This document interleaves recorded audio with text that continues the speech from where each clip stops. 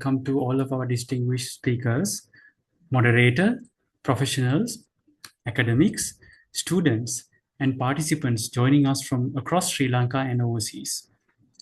My name is Samantha Wickramasinghe, and I'll be your host this evening. On behalf of the organizing committee, it is my great pleasure to welcome you all to webinar number 9 of the National Webinar Series, Climate Smart Sri Lanka, Awareness to Action, Threats, Vulnerabilities, Lessons Learned, and Future Preparedness. This webinar series is organized and hosted by Sri Lanka Technology Campus, SLTC, under the guidance of our Vice Chancellor, Professor Chandrika Wijeratna. SLTC is a Ministry of Education recognized non-state degree awarding higher educational institute committed to delivering high-quality, industry-relevant education aligned with national priorities.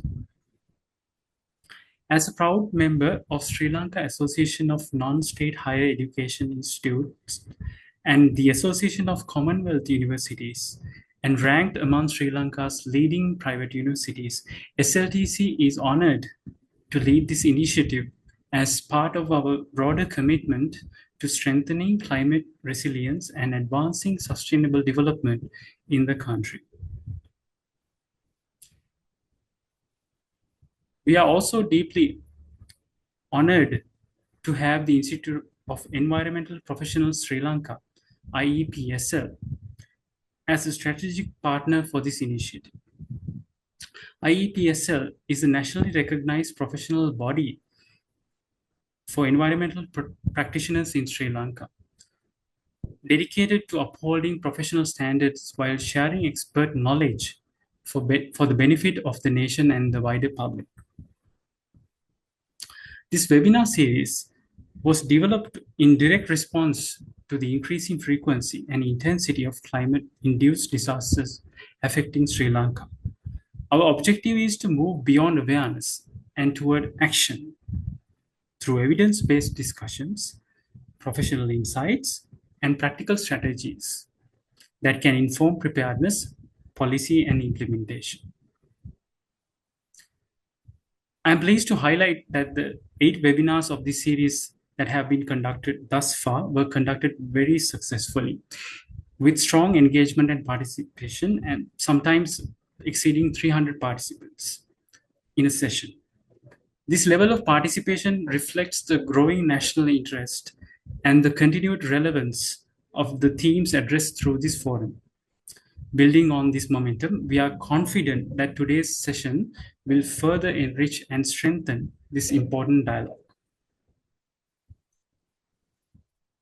This evening, webinar number 9 focuses on the timely and critical theme, telecommunication and energy resilience, safeguarding critical lifelines during disasters, during which we will explore how resilient communication and energy systems are essential for effective disaster preparedness, response, and recovery. And we are privileged to have 2 distinguished experts with us today to share their insights, research findings, and practical experiences to enrich this important discussion. Dr. Prabhat J. Bandara, Department of Electrical and Electronic Engineering, University of Peradeniya, and Dr. S.A.H.A. Suravira, Department of Electrical and Electronic Engineering, University of Peradeniya. To guide and enrich this important discussion, we are pleased to have Ms. Dilanka De Silva serving as the moderator for this session.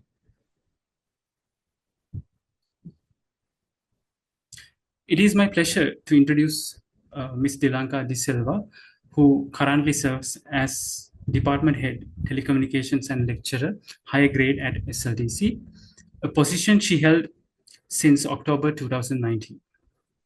She holds a first-class Bachelor of Science honors degree in Electronics and Telecommunication Engineering from the University of Moratuwa, an MBA in Project Management with merit from Cardiff Metropolitan University, UK, and is a project management professional certified by the Project Management Institute, USA. She is presently pursuing her PhD at the University of Moratuwa. With over 12 years of industry experience in Sri Lanka's telecommunications sector, Ms. De Silva has worked extensively in 3G and 4G access network planning and optimization, progressing from engineer to senior manager roles. She's a chartered engineer, an active member of IESL Sri Lanka.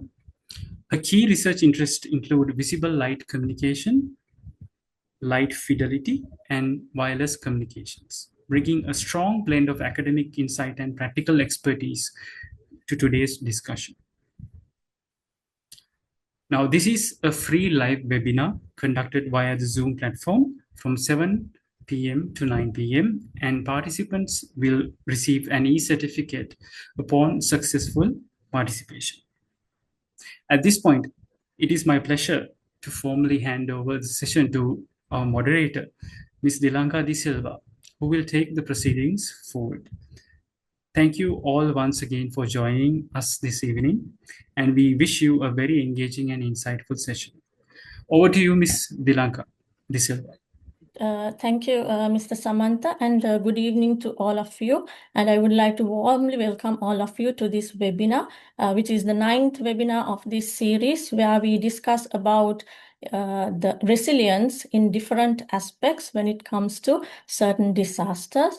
So, as we all know, the extreme weather events and the climate-related disasters have been increasingly happening in the world, not only in Sri Lanka.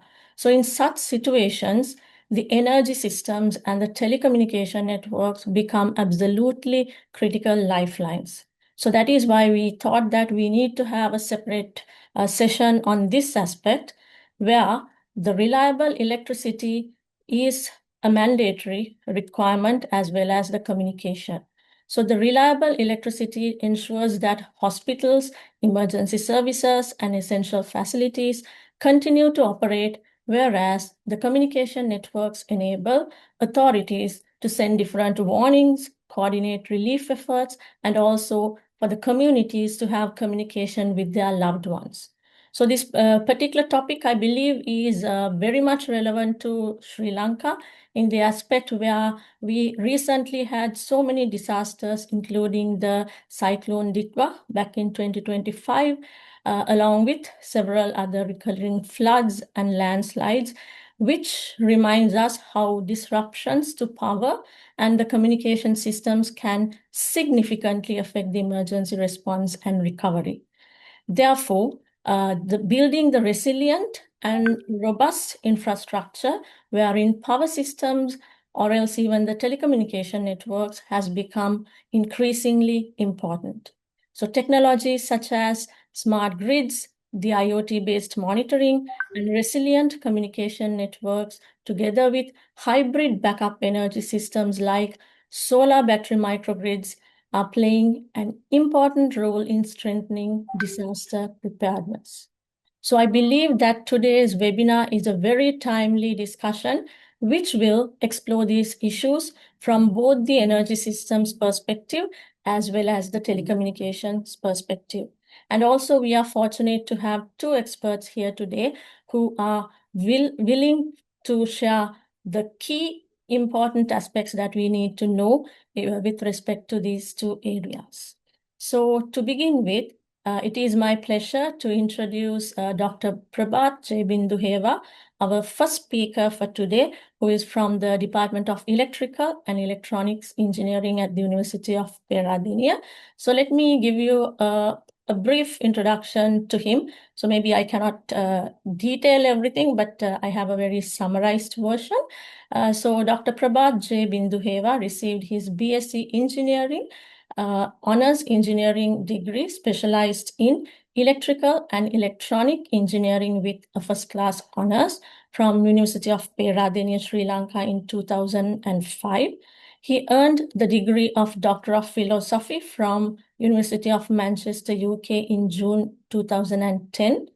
He is currently attached to the Department of Electrical and Electronic Engineering, Faculty of Engineering of University of Peradeniya, serving as a senior lecturer. His research interests include power electronic converters, applications of power electronic converters, microgrids, and electrical vehicles. He was working on microgrids and HVDC systems with the Power Conversion Group of the University of Manchester from October 2013 to December 2013. Dr. Binduheva was attached to Western Michigan University, USA, from December 2024 to November 2025 as a research associate during his sabbatical leave. He participated research on developing power electronic system for electric vehicles. Dr. Binduheva is an author, co-author of over 40 peer-reviewed journals and international conferences papers. With that brief overview of Dr. Binduheva's bio, I believe we can clearly see the valuable expertise he brings to this discussion, particularly in the power systems domain.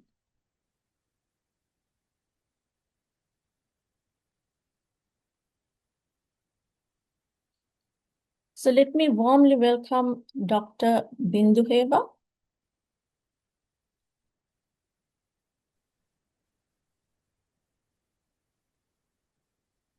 I hope I am audible. Yes, Doctor, you are audible. All right.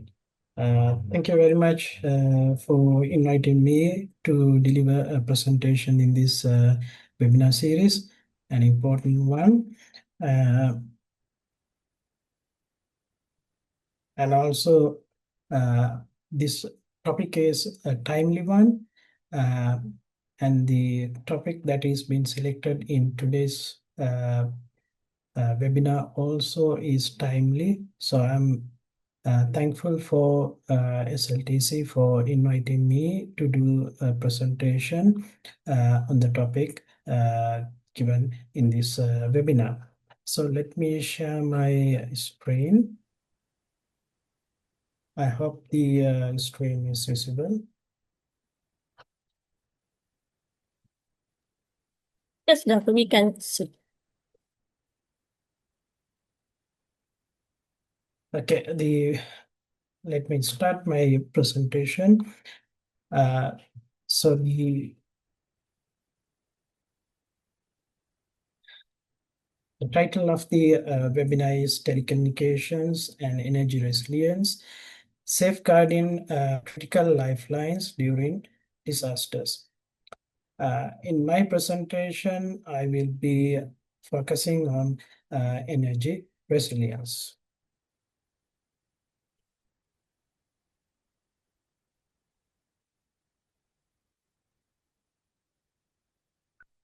So the content of this talk, I will initially give an introduction, then we'll move on to the energy resilience and how we can improve energy resilience. So that will be the order of my presentation for today. We'll move on to the introduction. Now, when we consider the natural disasters, we can have many types of them: floods, earthquakes, cyclones, tsunami. And also, if we consider the countries outside Sri Lanka, we can have the volcano eruptions, heavy snowfalls. Those kind of things can be the natural disasters.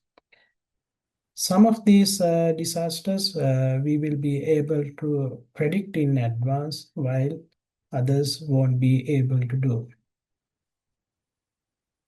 Now, one thing we have to remember is that today we live in a society where we depend on technology. So electricity and communication plays a major role in our lifestyle. The way that the way we respond to a disaster also can be affected based on the availability of electricity and communication systems.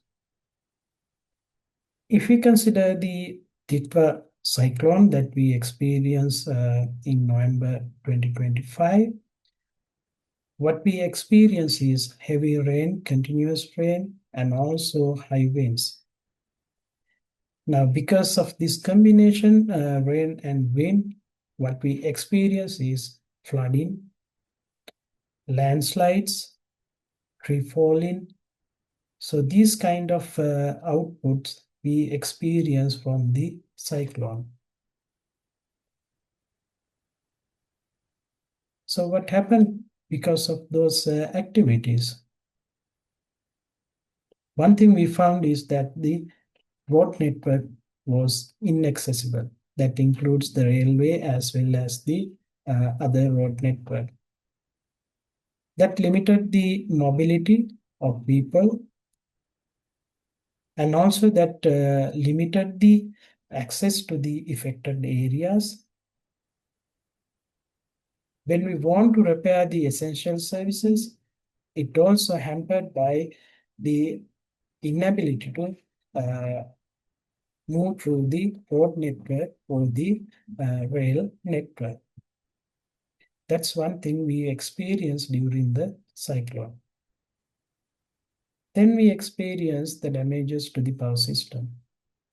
So because of the damages or breakdowns in the power system, many people or the many consumers did not get the electricity supply. So there was disconnection or interruption for the electrical supply. Now, because of these breakdowns, not only the main lighting and other activities of the consumers interrupted, but also the essential services also interrupted.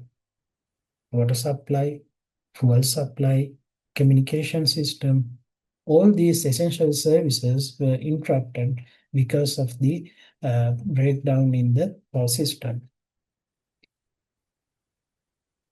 Now, one thing we didn't experience in our history is the breakdown in the telecommunication system.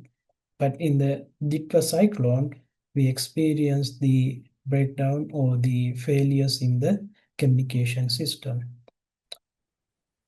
When we tried to access the mobile phones, there were no signals, so that it was difficult to communicate. It was difficult to locate the areas where it is being affected. When we tried to communicate with the loved ones, it was not possible in certain cases. So these are the things that we experienced during the Ditwah cyclone. So this tells that we need to have the ensure that electricity telecommunication system needs to be maintained during a natural disaster.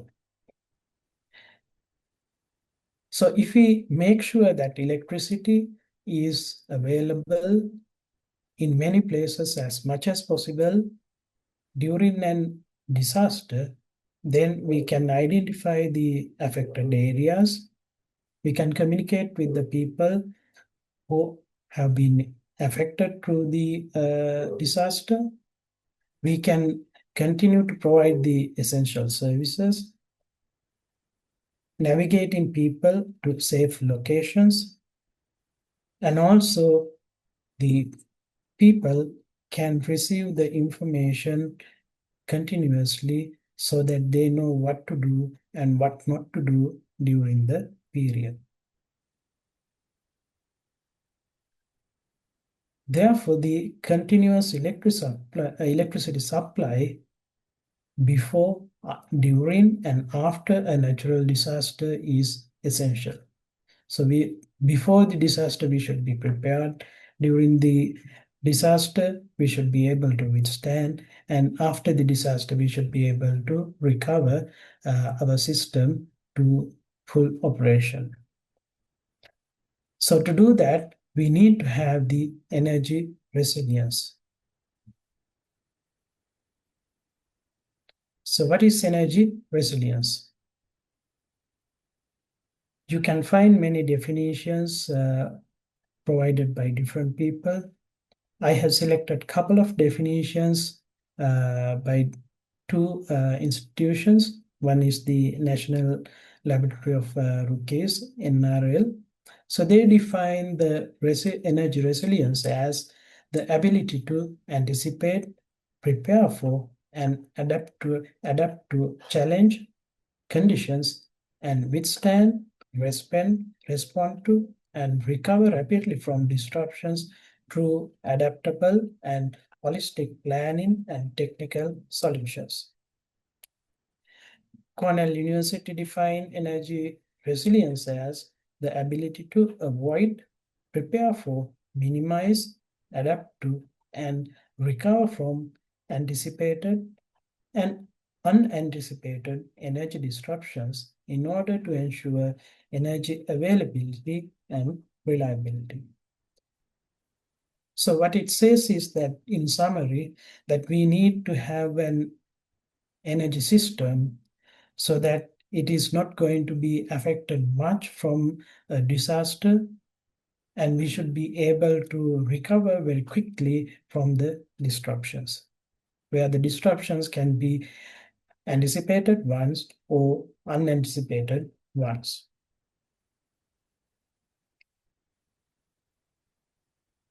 Now, what we need to know is that how we can improve the energy resilience.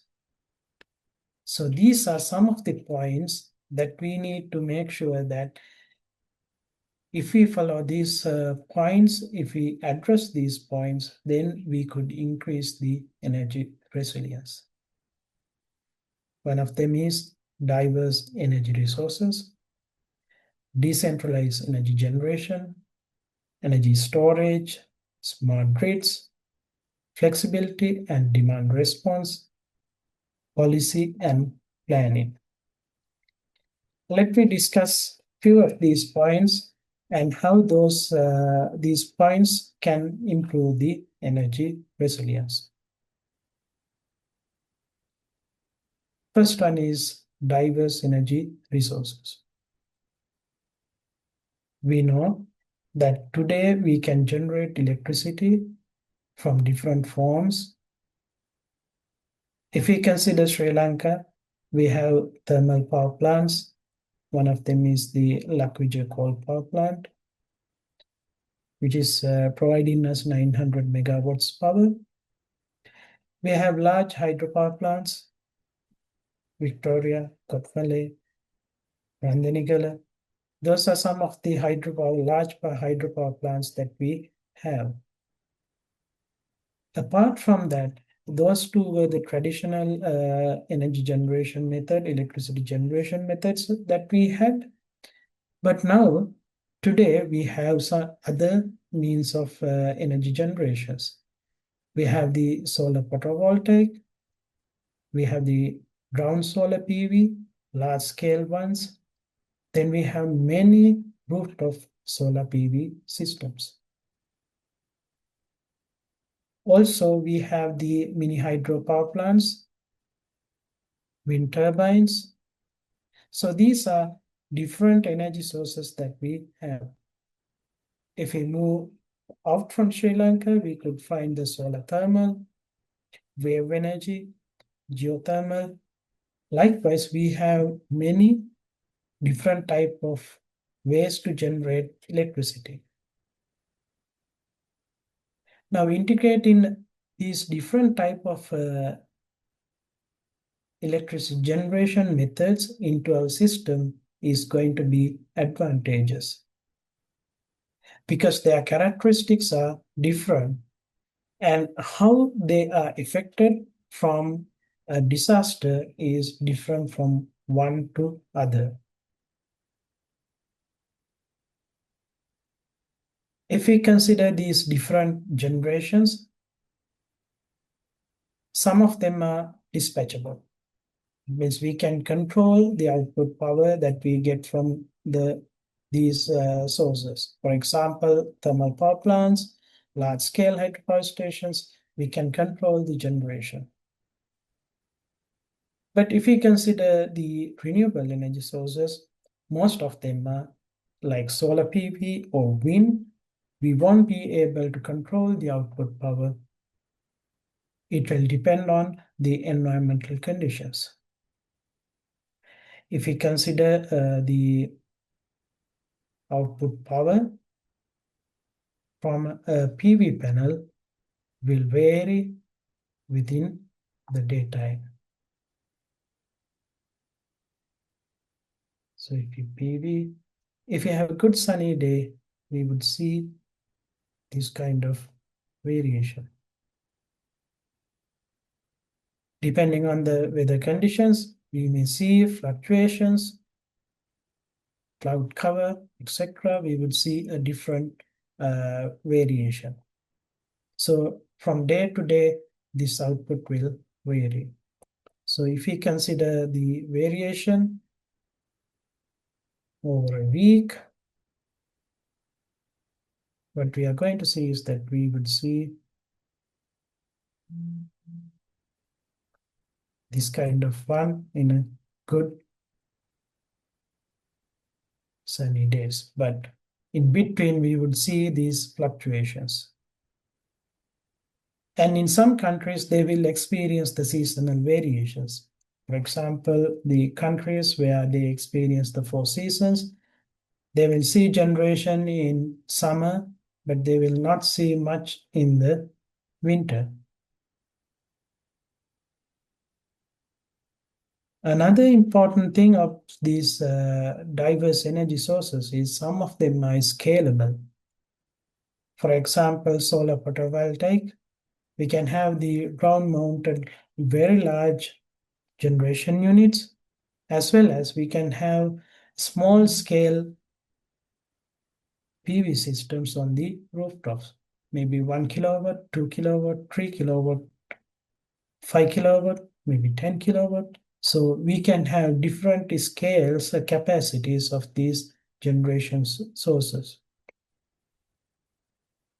Now, when it comes to a natural disaster, how these sources are going to respond will be different. Now, if we consider the Ditwah cyclone time, we had so much rain, so our hydropower stations' capacity was very high. But if we consider the output power from the solar photovoltaic was minimum during that time. So during the Ditwah cyclone, we could have generated high amount of power from the hydropower plants. Let's say we have a drought. If we have a drought, we won't be able to get output power from the hydropower stations, but we would get much output from the solar photovoltaic because we get the continuous sunlight during the daytimes of the days. So this is going to be advantageous in that kind of condition. Also, during the same day, part of the country will get good sunlight, whereas part of the country may be getting high rainfall. So if that is the case, then in the areas where the high dry weather is there, then the solar photovoltaic can generate the electricity. In the areas where high rainfall is there, if hydropower stations are located, they can generate electricity from hydropower plants. So having these kind of different energy sources would make it possible for us to mix these generation sources to deliver the energy requirement of the community. Second thing for energy resilience is the decentralized energy generation. Now, if we consider Sri Lanka, we have large generation in the central area from the hydropower stations. We have a large generation in the Lakdanavi power station, coal power station. So how we are linking them is through the transmission network.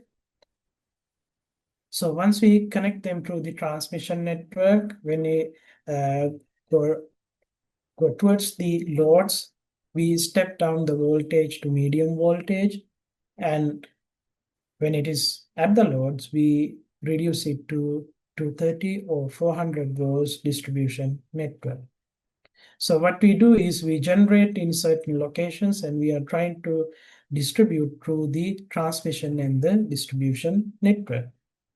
But what happens if there's a breakdown in the transmission network or distribution network? Then even though the generation sources are working, electricity will not be received by the load centers or where the loads are. But if we have the distributed generation, if we have the generation units all around the country, then we can at least provide energy to the local areas. So that's the idea of decentralized energy generation.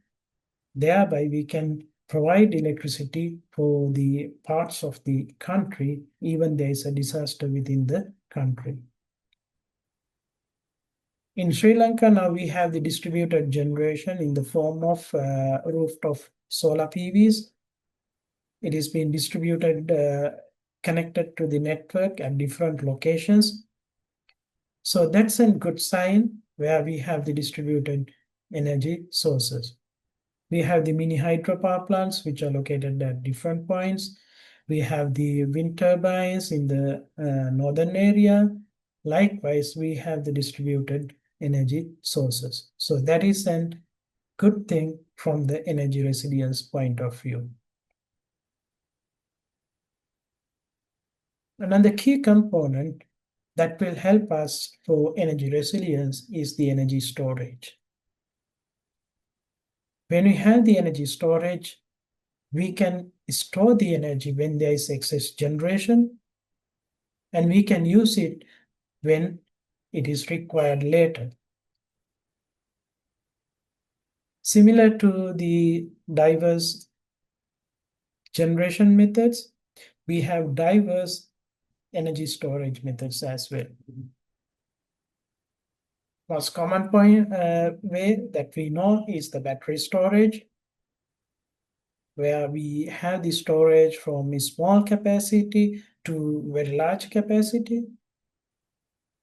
Then we have, even though we don't have in Sri Lanka, pump hydro energy storage, compressed air energy storage. So they are also another form of energy storage.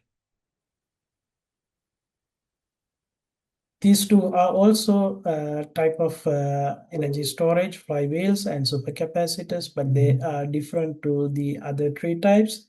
So these are mainly to store energy, but these two are, they don't store much energy, but they can provide a high amount of power within a short period of time. So that is also sometimes very useful when we want to ride through the transients. And these energy storages are going to be valuable when we have the generation where it varies with the time and it can change rapidly with the time. So this energy storage can compensate to the changes in the generation.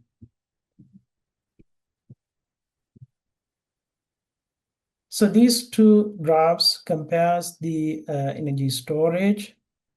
In the first one, it compares the energy stored, that is the energy that is being stored in the system. The unit is megawatt hours here, and y-axis is the output power, megawatt.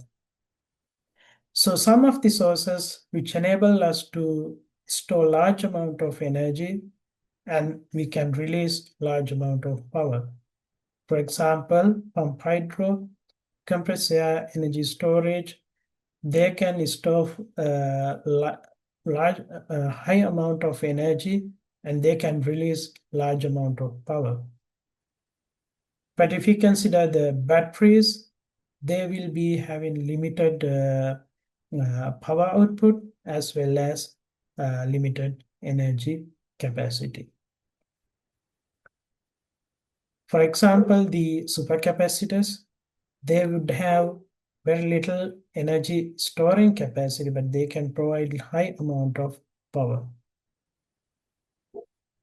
So having these different type of energy storage also helpful to improve the energy resilience,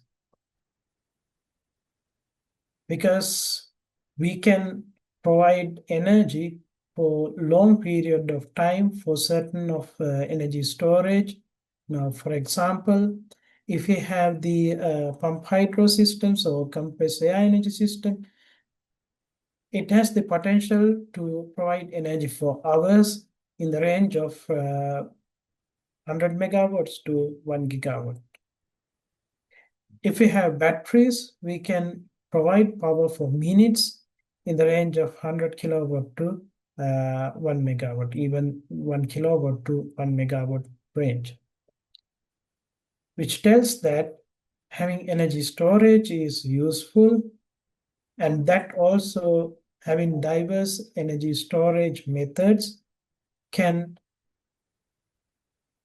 support the network in different ways so that we can have better energy resilience. Now, so far what we discuss is we have the diverse energy sources, energy storage, and also distributed generation. Now, when we have these three in our hand, what we can do is we can combine them together and we can have a small scale power system rather than having the large scale power system. So this small scale power system is known as microgrids, and the microgrids can improve the energy resilience. So I'm not going into microgrid detail in this here. I will know that as I'm planning to discuss about microgrids in detail later. Then policy and planning is going to be important when we want to develop a country with energy resilience. Policies will identify the needs, development areas that we need to focus when we want to improve the energy resilience. Planning will develop the infrastructure, human resources, and stakeholders to move forward to ensure that we are working towards the energy resilience. So who are the stakeholders that will ensure energy resilience? There are four stakeholders: government, energy supply industry, industrial and general energy consumers, and financial institutions. So these are the stakeholders that will drive our system towards the energy resilience. Let's see how these four stakeholders are going to drive our system to energy resilience. If we take the government should understand the need for the policy framework, how it is going to be important. And based on that, they should develop the policies, laws, regulation, standards that will drive the nation towards the energy resilience. Government should have discussions with the other stakeholders and encourage them to implement the energy resilience plans.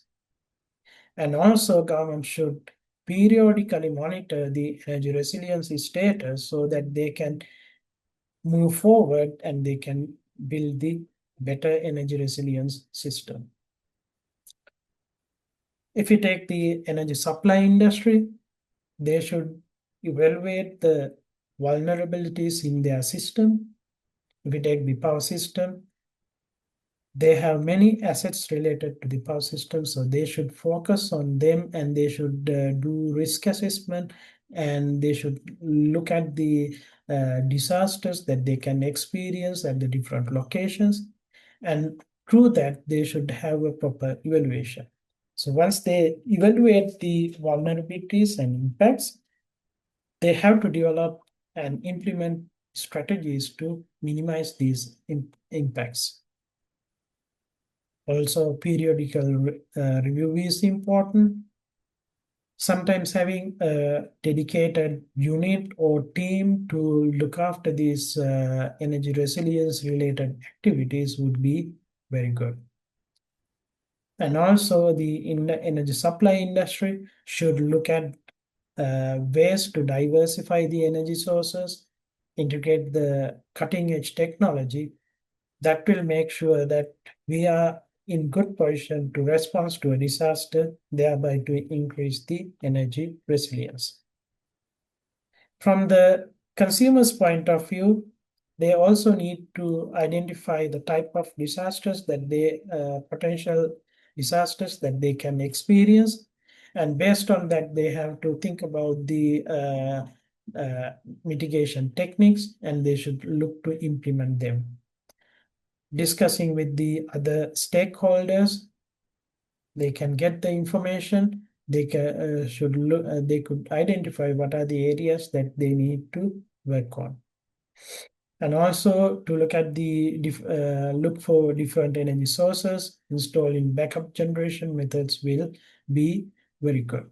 If you take the industry, they can train the staff and they can do the periodical review to see whether they are doing well on energy resilience. When you consider the financial institution, they are also important in case of the energy resilience because they need to support to implement the energy resilience related activities. So they have the key, they are also key contributor and they have a role to play in the energy resilience. So that's the energy resilience. Now we will look at some possible solutions that we can use to improve the energy resilience during a natural disaster. Now here I focused on two things. One is the individuals and households, and also from utility point of view. Because this individual and household response is also important when we want to respond to a disaster. So when you consider the individuals or household, during a disaster, they should be able to communicate. They should be able to have the basic lighting, medication, those kind of things. Communication, lighting, those kind of things are going to be very important. Considering the personal experience during the Ditwah cyclone, I think these two are important things that we need to consider. Now we will do a simple calculation. If we consider a mobile phone, the typical smartphones will have 500 milliampere hour battery with 3.85 volts. So that means the total energy requirement of a battery, smartphone battery would be around 19.25 or 20. So if we have two smartphones in a household, then we will need 39.5 watt hours per single charge. If we want to have a 5 watt LED lamp illuminated for 8 hours, we need 40 hours. So if we assume that we need to charge the phone once a day and operate this LED lamp, then we need to have 80 watt hour energy requirement per day. So we need to have a supportive method for that kind of energy requirement. What are the possible solutions? These are some of the commercial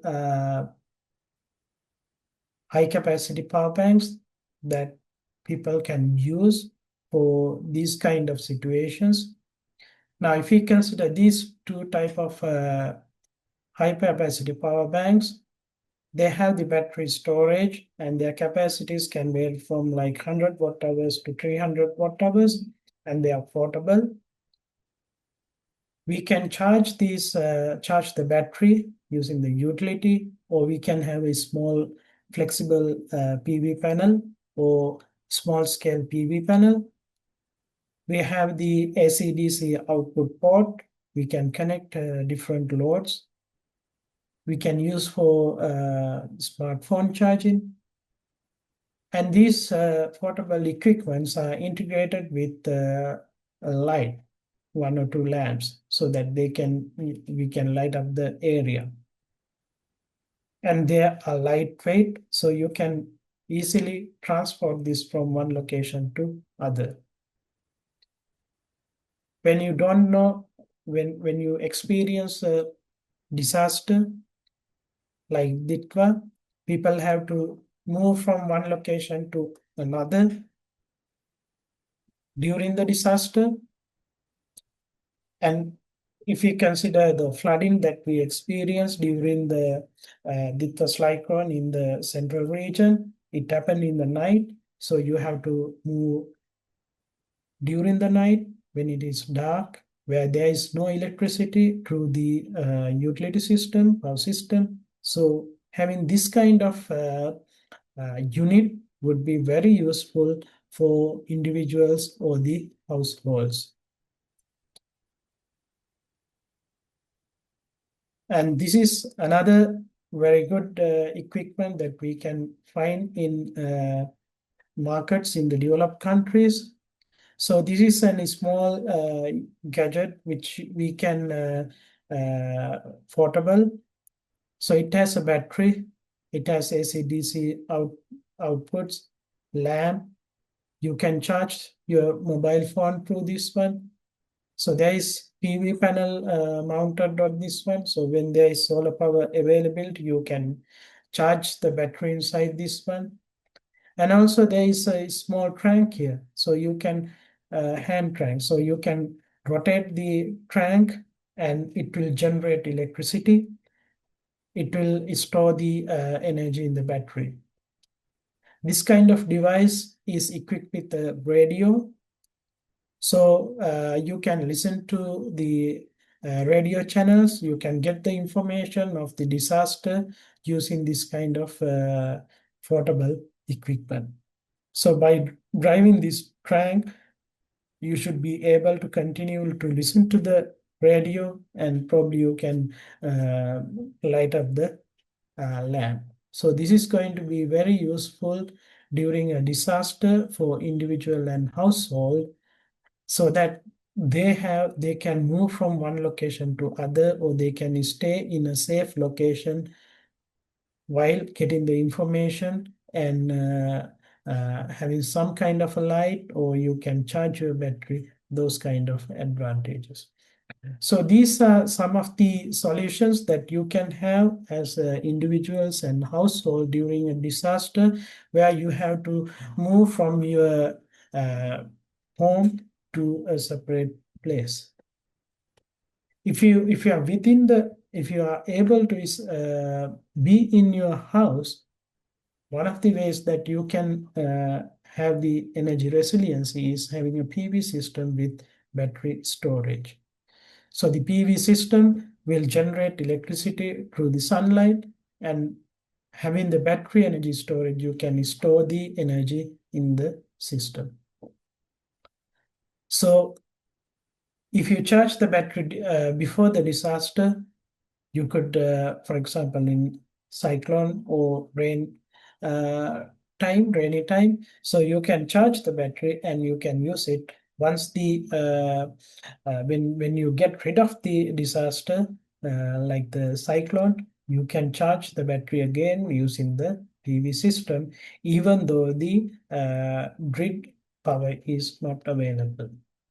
So if we consider the PV system with battery storage, you can have this kind of a structure. So you would have the inverter, where you can connect the PV system and the battery energy storage system to the inverter, and the inverter output can be connected to the local loads within the domestic entity or other community entity, and you can connect it to the grid. If the grid is not available, then the system will function independently.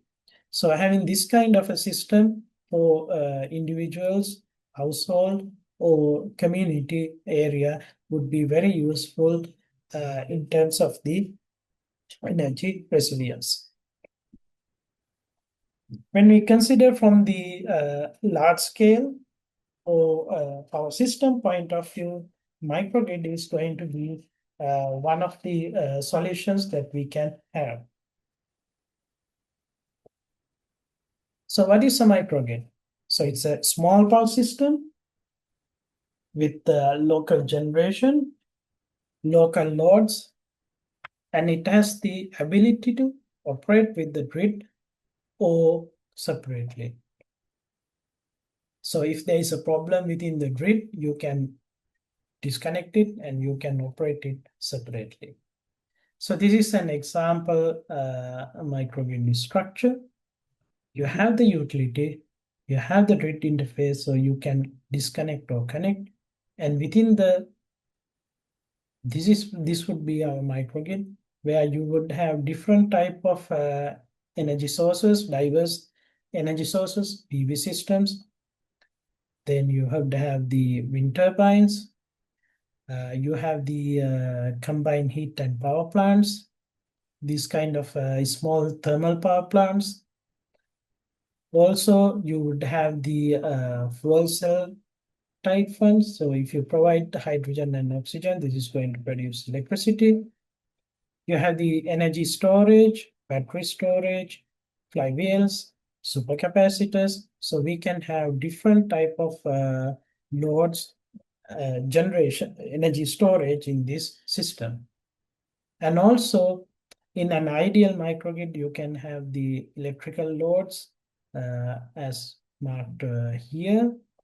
You have the electrical loads, but also you can have the thermal loads as well. In Sri Lanka, we don't need the thermal load, but in developed the countries where they experience the seasons, these heating loads will be there, and we can provide the heat through the small thermal plants. So this network will have different feeder network as well as protection system. You can embed communication methods. So these communication methods will enable us to control this system effectively, and also will be able to connect with the utility. So what are the features of microgrids? In the initial or the inception of microgrid concept, there were few functionalities which made it very attractive. One of them is the plug and play functionality. So that means we could connect or disconnect any generation from the microgrid without changing the system configuration significantly. So we can stack generation, we can stack energy storage to the system, and we can remove them when we want. But we don't have to change the microgrid architecture significantly. So that's very useful when it comes to the operation. The second one is the peer-to-peer control. So all the generation and the loads will be, especially the generation, will be controlled using their terminal quantities. So there will be a point where the generations are going to connect to the network. So these controllers will look at the frequency and voltage at this terminal point, and based on that, it will control it. So that reduces the necessity for the communication requirement in the system. That is very useful because in case of a disaster, there is a chance that we will not have the communication in a guaranteed way, or we may not have the communication. But if we have the peer-to-peer control, we should be able to operate the local generation without a significant issue.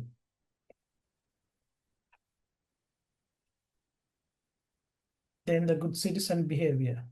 So now I said that microgrids can be coupled to the utility network. Now, good citizen means that this microgrid is going to behave like a good person.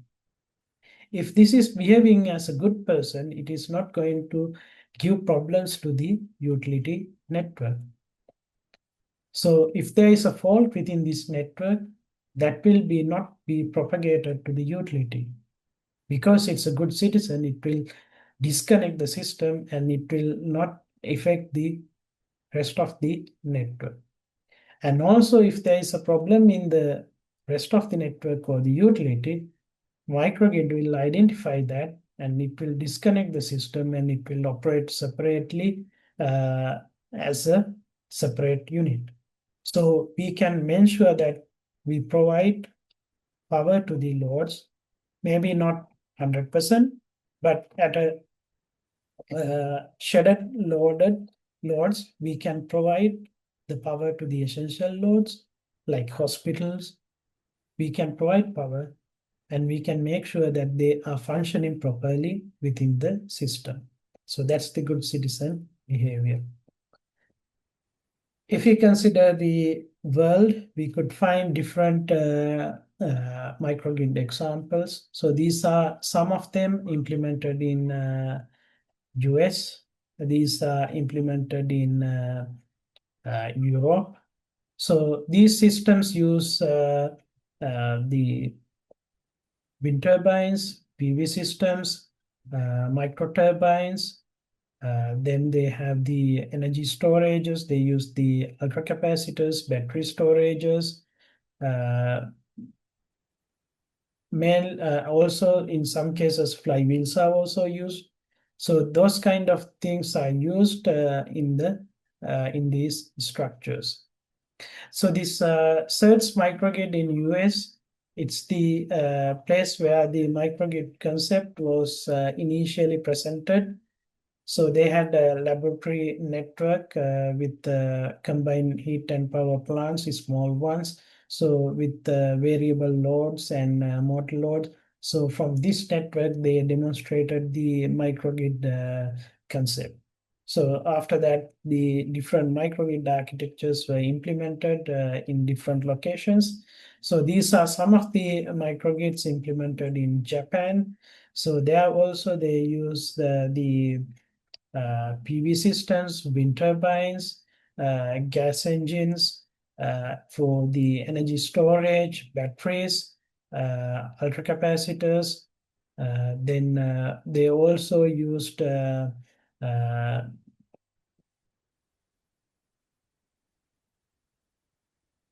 they also provide the waste heat from the gas engines to water heating as well as the cooling units. For those kind of activities, they use the microgrids. So how microgrids can support during disaster? So we can, in a disaster, we can break down the power system into small networks, and we can ensure that we operate these small scale networks as islanded operating units. So thereby, we can ensure that the electricity availability can be improved and the energy resilience can be improved. And also the most of the renewable energy sources are integrated this kind of arrangement. So we have this inverter, which would be common in most of the renewable energy sources, and the battery storage, fuel cell integration. So this point would be the common coupling point. So the characteristic of this inverter is also going to be playing a critical role. If we take the inverters that PV systems had some time back. They are known as the grid following inverters. So basically, these inverters are controlling the output, and it will depend on another source. So the utility availability is required for the operation of these grid following inverters. But if you consider the current trend where grid forming inverters, they has the ability to control the output voltage, so they can create own voltage waveform, so that even when there is no external source, they can create their own waveform. So they can control the voltage output of them, so that we can operate the inverters when the grid is not available. So that is very valuable to operate systems as microgrids, and they will have the black start capability, and they are going to improve the grid reliability and resilience. So having grid forming inverters in the system would be very useful. So this is the microgrid cluster arrangement where we can improve the reliability. So we can split the system into separate microgrids where they have the local generation, PV systems, energy storage, and loads. So we can, if we want, we can isolate these small units, microgrids, and we can operate separately. Or else we can combine these microgrids together to operate as clusters. So we can have the power sharing between microgrid 1 and microgrid 2, or microgrid 1 to microgrid 3. So those kind of things we can do even when there is no grid availability. If we have 2 microgrids in a natural disaster, let's say during a flood, if this path is disconnected, but we can operate these 2 microgrids separately, so we can provide power to these 2 areas.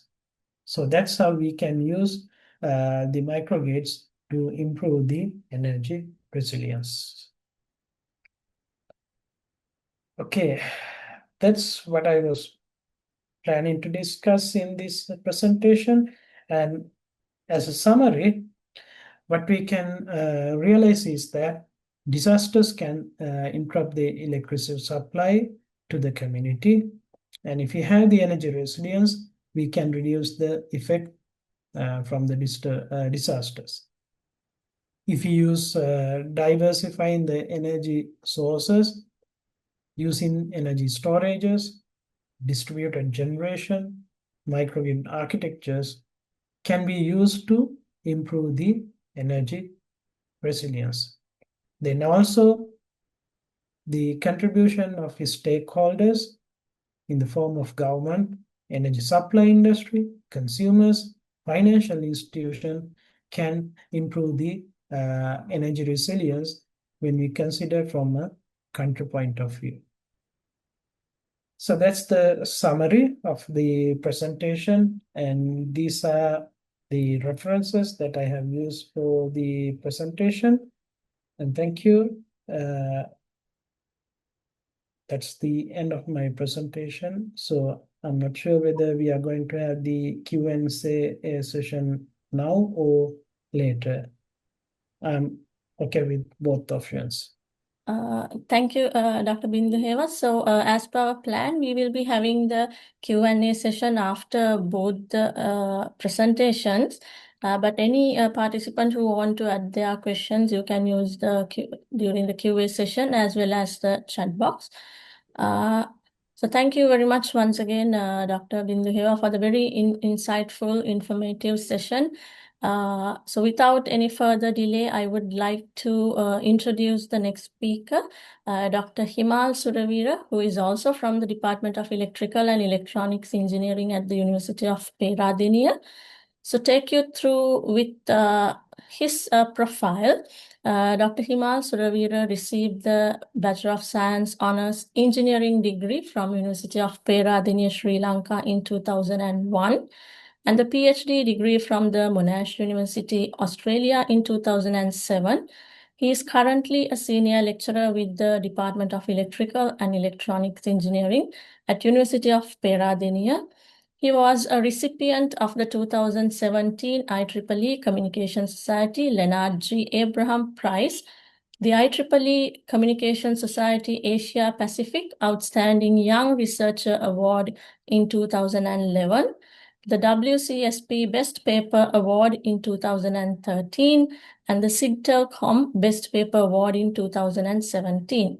He served as an editor of the IEEE Transactions on Wireless Communication and IEEE Transactions on Green Communications and Networking. Currently, he is serving as an editor of the IEEE Transactions on Communications, the IEEE Open Journal of Communication Society, and the IEEE Communication Letters. Dr. Suravira was a co-chair of the Signal Processing for Communication Symposium of IEEE Globecom 2015, a co-chair of the Emerging Technologies, Architectures and Services track of IEEE WCNC 2018, the track chair of the Symposium on Selected Areas in Communication Full Duplex Communications track of IEEE ICC 2022, and a co-chair of the Signal Processing for Communication Symposium of IEEE Globecom 2024.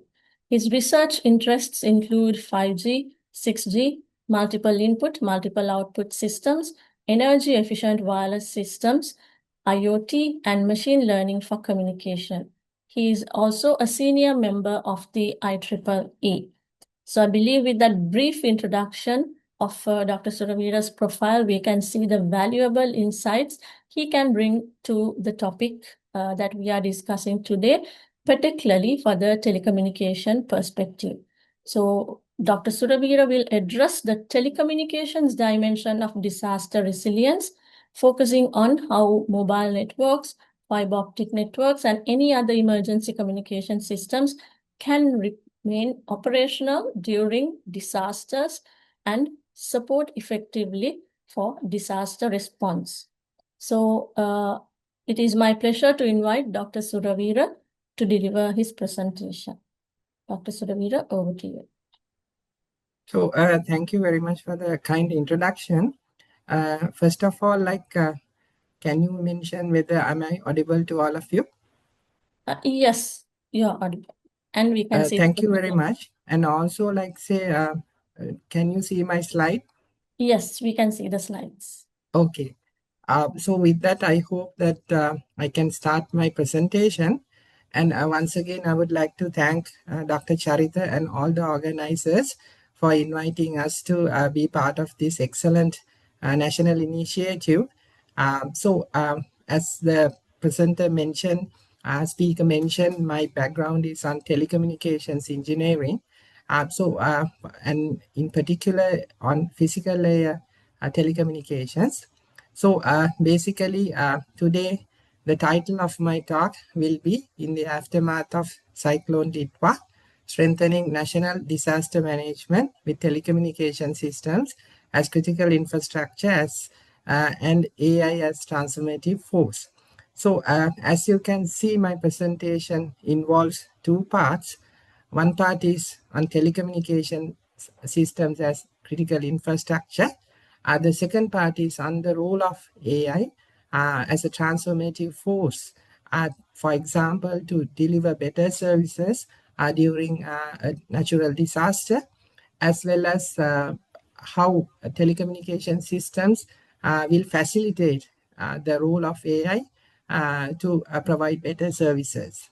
So with that, I'm Himal Suravira. I'm from Department of Electrical and Electronic Engineering from University of Peradeniya. So let me move on to the next slide. I hope you can see my next slide. And with this slide, my intent is to provide you an overview of my presentation.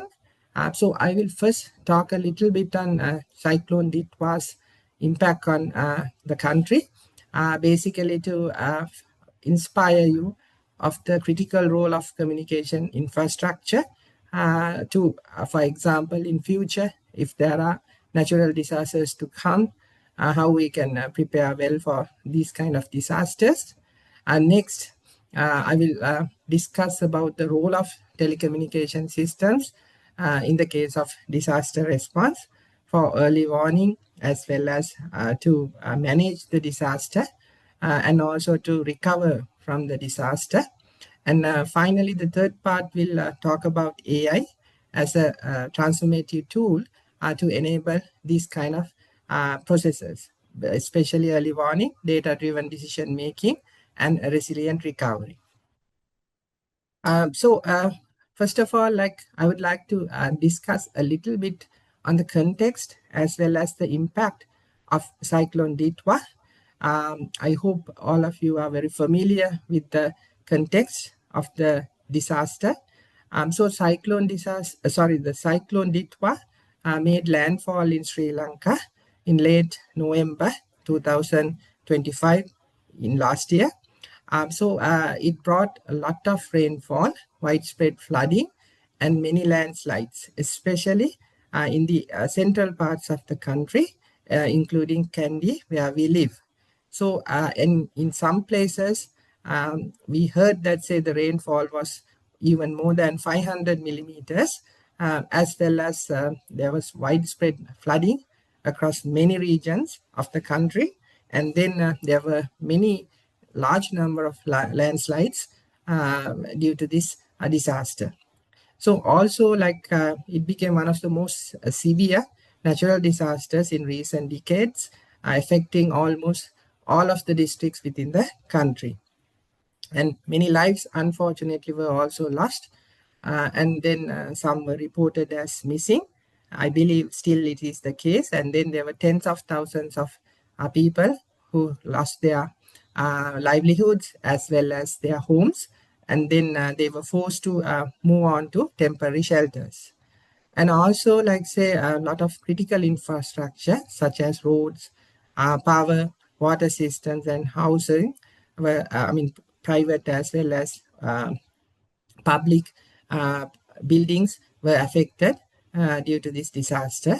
And it is mentioned that over about 2 million people have been directly or indirectly affected by this disaster, causing significant economic losses in the areas of agriculture, fisheries, as well as transportation.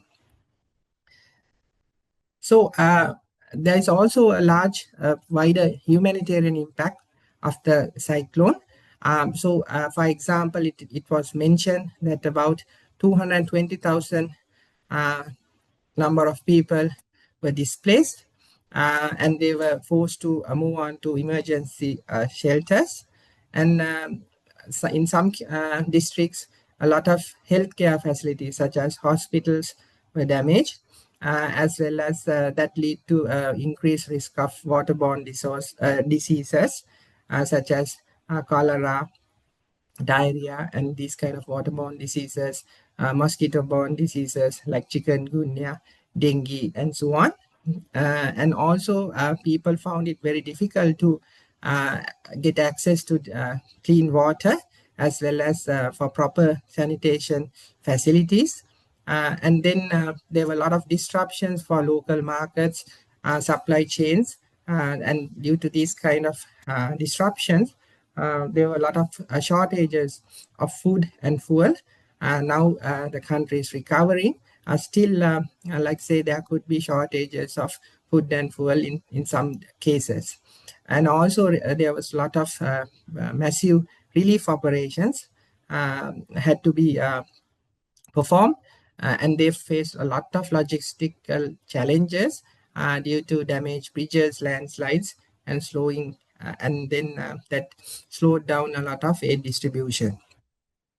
So, why I mention about these things is to inspire you, as I mentioned earlier, to inform about the role of telecommunications, as well as in future, how artificial intelligence related techniques can be adopted to provide, for example, early warning, to provide better early warnings as well as responses and management of natural disasters. So anyway, like say, there were a lot of critical challenges identified during this disaster.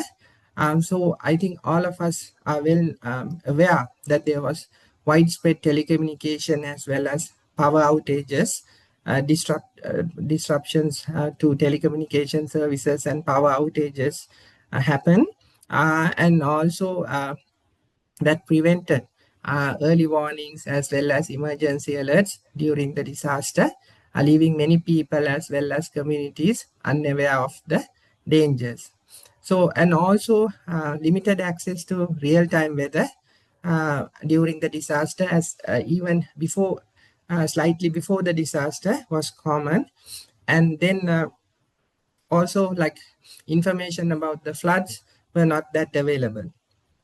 So also the interagency coordination, say for example, between security services as well as disaster management services as well as medical services was slowed due to this damaged infrastructure.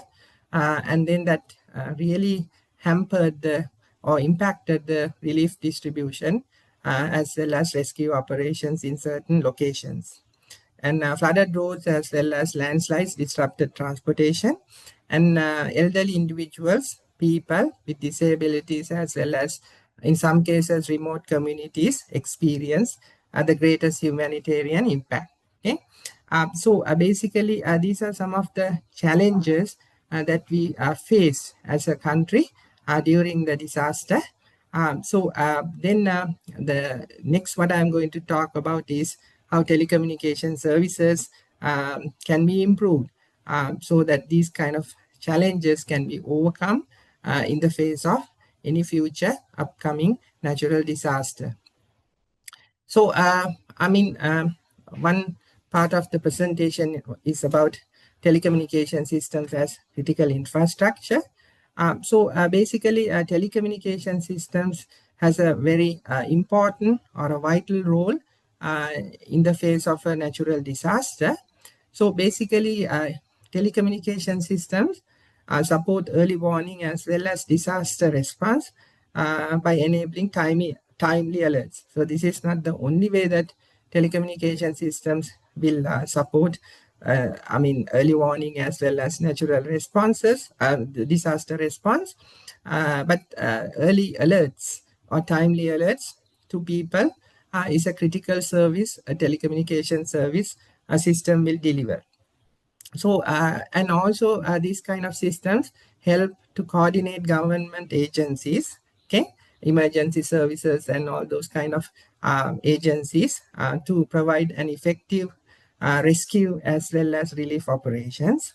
And also this kind of vital communication provides very important communication means for citizens in the country, ensuring access to accurate information. So maybe even before the disaster or during the disaster as well as during the recovery process. So first of all, I would like to discuss how telecommunication systems can do these types of activities.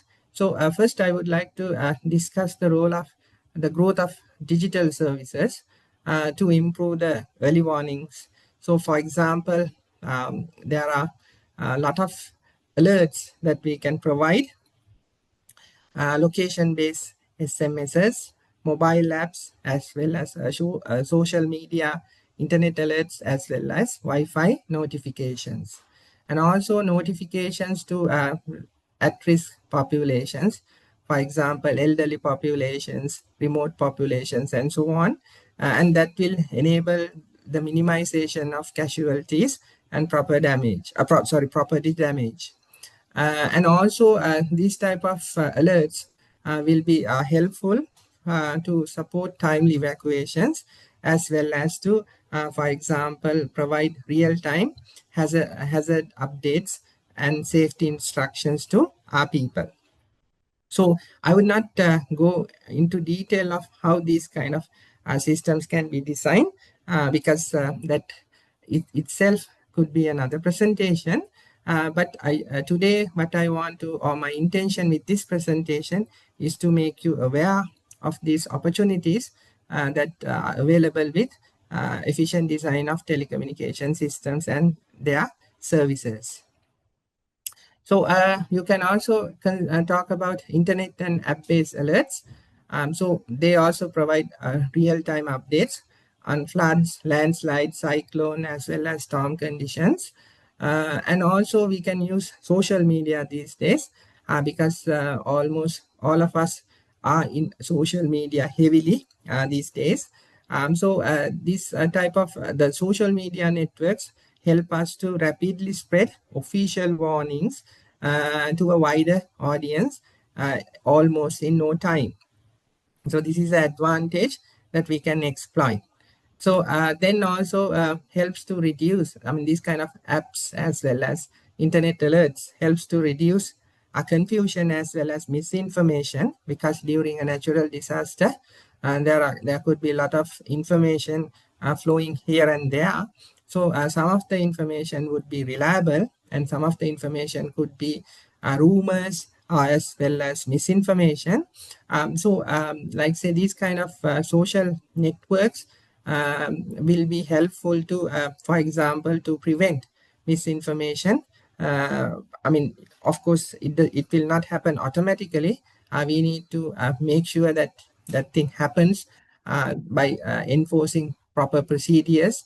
But it helps to minimize the risk of spreading misinformation.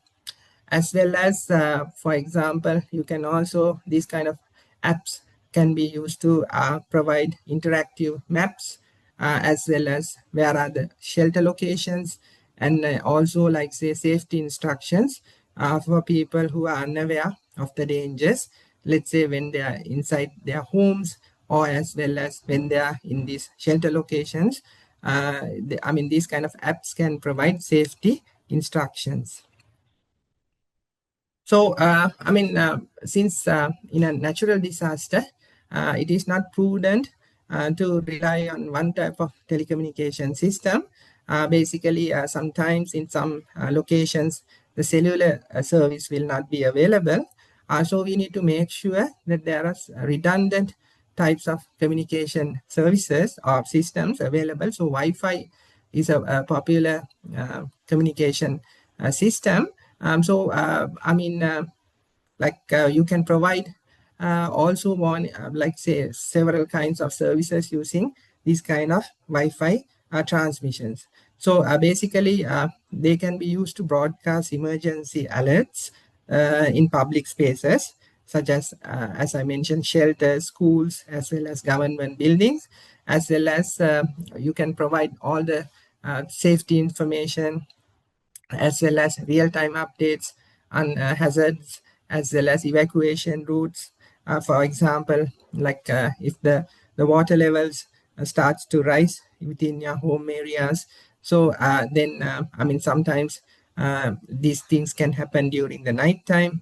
So some people might be unaware of, like say, what is the nearest shelter that they can move on to, and also like say what type of roads have been flooded, what type of routes are not available, and so on. So this type of information, evacuation routes, information about shelters, their availability, all those kind of information can be provided using this type of alternative Wi-Fi based warning systems.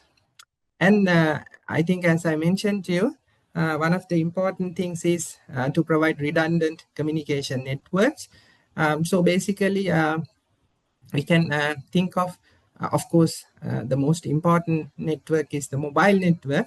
Then we have fiber optic as well as satellite networks, as well as I mentioned, public Wi-Fi to maintain connectivity. So all having this redundancy is important, because if one system fails, still people will not get stranded, or people will have reliable access to other types of communication networks that they can utilize. So these kind of redundancies provide resilience because in the case of in the case of a natural disaster, providing resilience is a very important fundamental task. Basically this allows resilience. So, and also this type of redundant communication networks, the availability of redundant networks support fast recovery by ensuring alternative communication paths. If one path is broken or not available, one type of a network, you can try to get access to another type of a network to continue to receive these alerts, as well as to find out recovery paths and all those kind of things.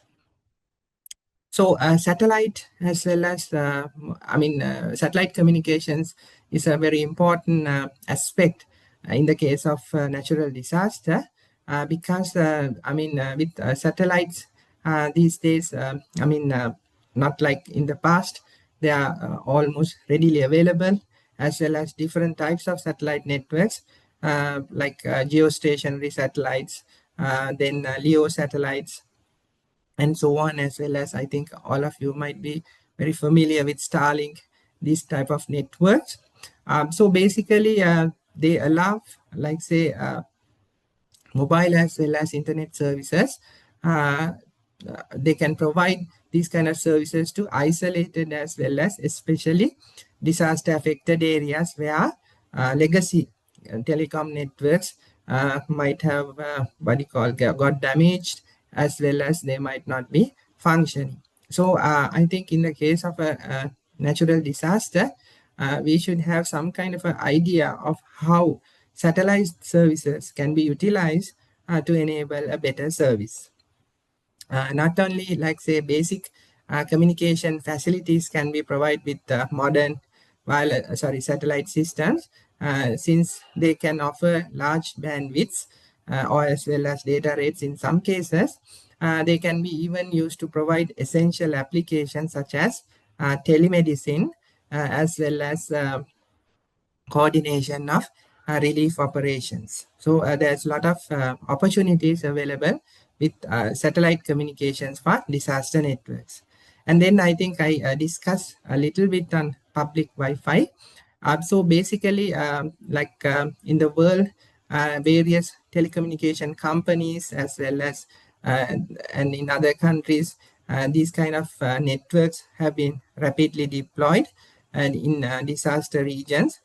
So that the image that you can see on towards the right hand side of this slide is such such a system. So you can see that say it is looks like an ad hoc system where this system can be conveniently deployed without much of effort. And then these kind of public Wi-Fi systems can enable several vital important services. So they can be deployed in shelters, hospitals, schools, or as well as other public facilities for emergency use. And then they, as I discussed earlier, they can provide various types of services like access to critical information, you can contact your relatives, as well as get other vital as well as important information during disasters. So and then there is another important aspect of telecommunications that you can enable with Internet of Things these days, because Internet of Things allow real-time monitoring of certain things. For example, rainfall, river levels, as well as soil moisture content, and then the conditions of critical infrastructure in real time. So these kind of monitoring of, these kind of parameters sometimes helps us to predict the occurrence of natural disasters. For example, in fairly earlier, as well as when the natural disasters happen, these kind of these kind of let's say measurements can be used to manage the disaster, as well as definitely in the recovery process as well. So this IoT enabled measurements provide data-driven support for early evacuation decisions, And then especially when you couple these measurements with or signals with, let's say, AI, you can, like say, come up with various kinds of powerful ways of supporting actions that we normally would do during a natural disaster. So this also enhances situational awareness. People can get a good idea of what is the situation at present as the disaster evolves, and also, like say, authorities can, as a result, plan what are the important activities that they should do to, let's say, help people and so on. So, and also there are a lot of technologies that you can talk about with IoT. Like say one technology is narrowband IoT, and then LoRa as well as ZigBee. These kind of technologies enable reliable as well as low power sensor connectivity. So low power is very important. As you know, during a disaster, finding reliable access to a stable energy source is difficult. And then if these sensors lose power, then they will not be able to monitor, like say, critical infrastructure as well as rainfall and also water level parameters. So basically, I mean, there's a lot of research as well as importance that have been allocated or dedicated to, I mean, make sure that these sensor networks can operate with even the lowest amount of available power. So then also, like say, I mean, these kind of IoT devices are diverse. And then one type of IoT devices are based on cameras. So they are called as vision IoT. So they can be typically mounted on drones, vehicles, robots, temporary infrastructure, and so on. And then basically, if you want to talk about the types of cameras, the most common type of camera is the RGB camera. I mean, with these kind of cameras, you can perform general scene monitoring. And then also, if you want to go with much more expensive options, you can think of thermal infrared cameras. Especially, they are helpful to detect survivors as well as heat signatures. And also, you can use stereo cameras for 3D mapping of, let's say, for obstacle detection. And also, you can use other types of cameras, such as panoramic cameras for wider coverage. So there is a diverse set of cameras that are available to be deployed in different types of applications. And also, as I mentioned earlier, these kind of systems can be tightly coupled with AI-based image and video analytics, basically for object detection, as well as scene understanding for disaster assessment, as well as automated alerts for hazards and survivor detection. So there's a lot of scope in this area. So I'm sure, like, most of you are very interested in this topic of how to couple IoT with AI-based image and video analytics. But there are a lot of operational challenges as well. Say, for example, since I mean, in these type of vision systems, occlusions, right, can cause disruptions in the acquired images. So that might not be a good situation to be in, especially when you have a natural disaster. There will be a lot of debris and collapsed structures. So occlusions can be an issue. And also sometimes, yeah, like say during a natural disaster, the lighting conditions will not be great. So low light can cause significant issues, as well as nighttime observations could be difficult. And in some cases, environmental factors such as smoke, fog, or mist can create problems for accurate image and video analysis. So, and also, like say, during a natural disaster, since, I mean, there could be cases where legacy telecommunications infrastructure might not be available, or they might become damaged. So you need to rapidly deploy emergency base stations. So currently there are a lot of options for this, and some of the companies worldwide, they are developing these kind of base stations. So one popular type of emergency base station is the drone base stations, or UAVs, or sometimes they can be mounted on balloons. So they provide rapid as well as wide area wireless coverage from the sky. And also you can talk of nomadic or portable base stations, and they have another name. They are called as cell on wheels systems. So basically this image that you can see is an example of a cell on wheels portable base station. They can be vehicle mounted, especially on a truck, so they can be rapidly move on to a disaster affected or stricken area to provide communication services. Likewise, you can also miniaturize some of these base stations so that these first responders can carry them. They are called as backpack as well as tactical base stations. And I mean, similar to these drone base stations, you can also have a much wider capacity base stations mounted on high altitude platforms. So these high altitude platforms are called as HAPs.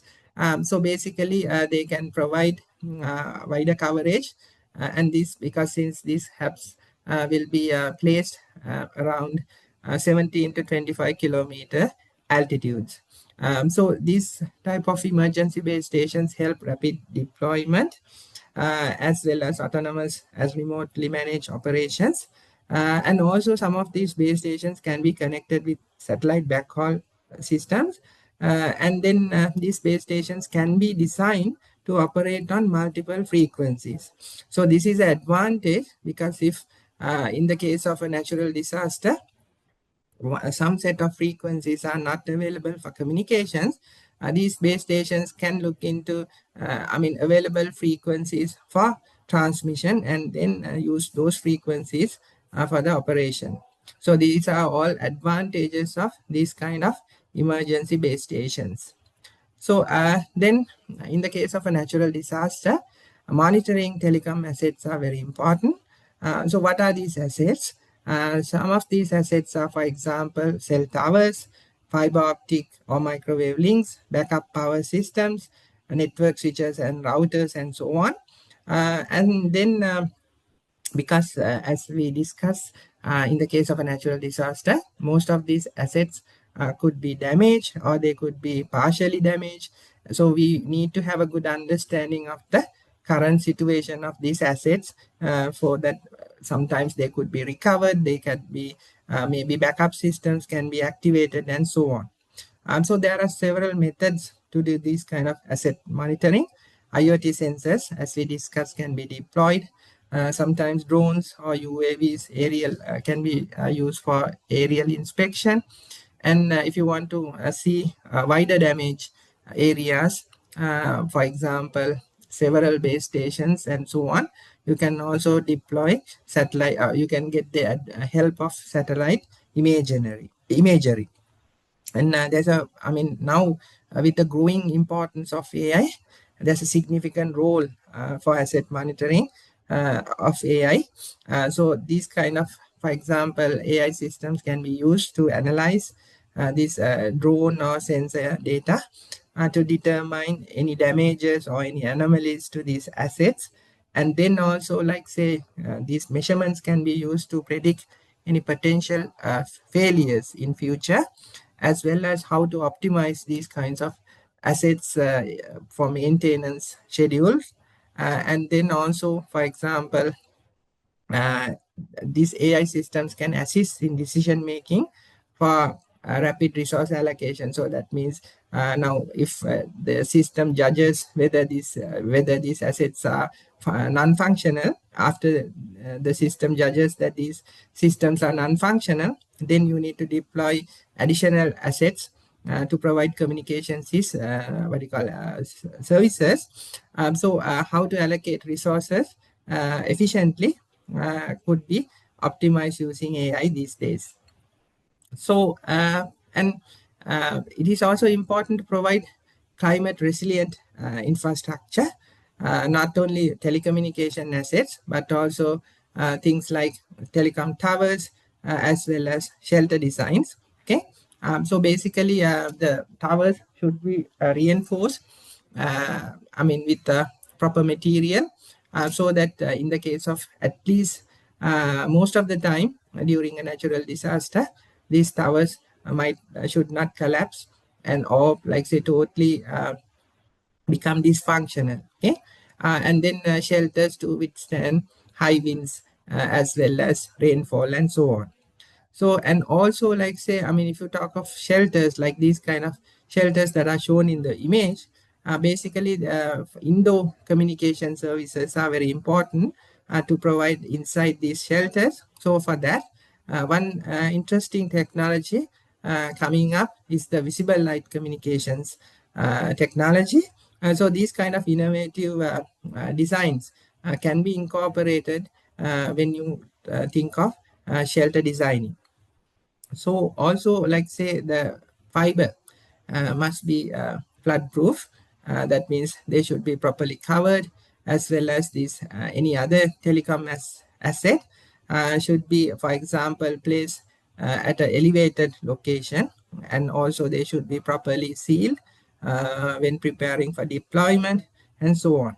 And also basically these kind of assets should not be placed near to, for example, landslide prone areas.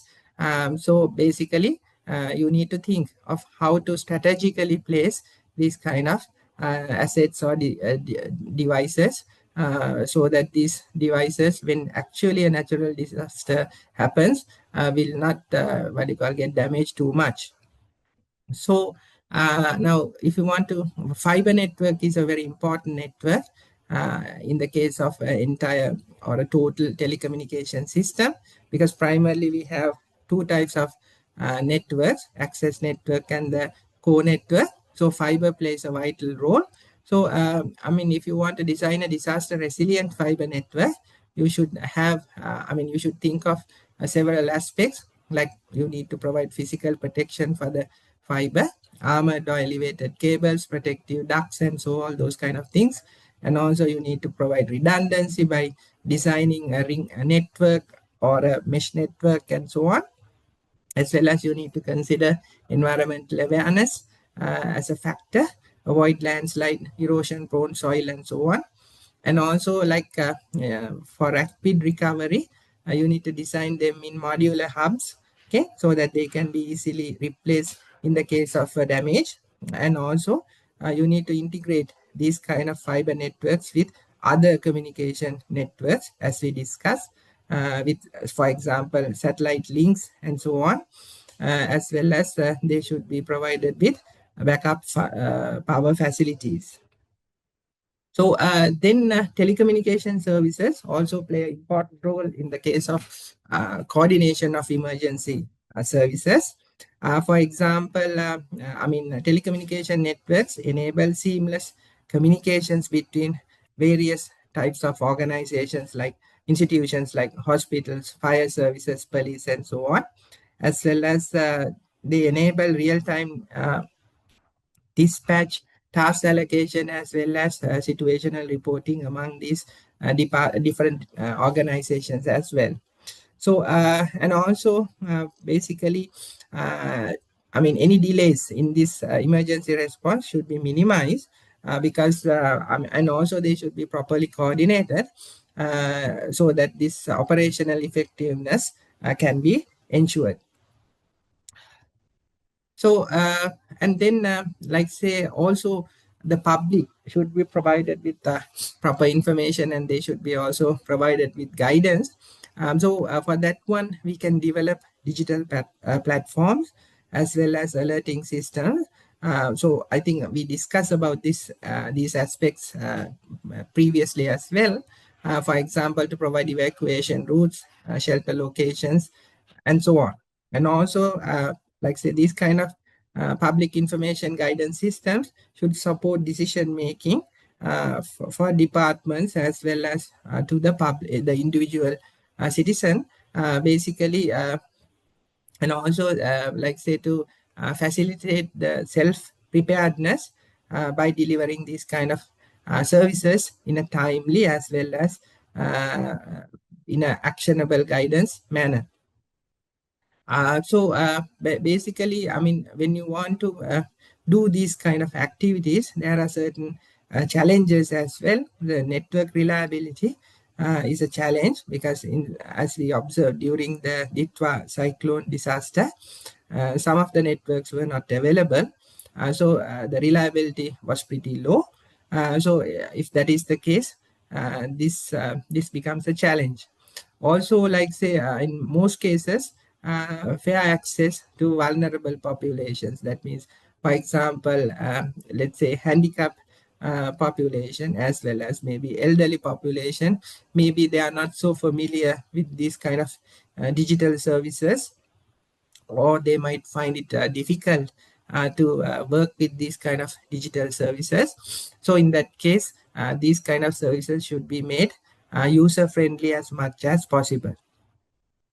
So energy systems for telecom, I think Dr. Bindu Heva discussed about energy system resilience. So for telecommunication systems also it is very vital. So backup power can be provided with solar panels as well as microgrids. And during Cyclone Ditwah, there were a lot of power outages, and that caused a lot of infrastructure damages. Not because of power outages, due to power outages as well as due to infrastructure damage, caused a lot of communication disruptions. So if you look into the worldwide scenario, there are a lot of global practices.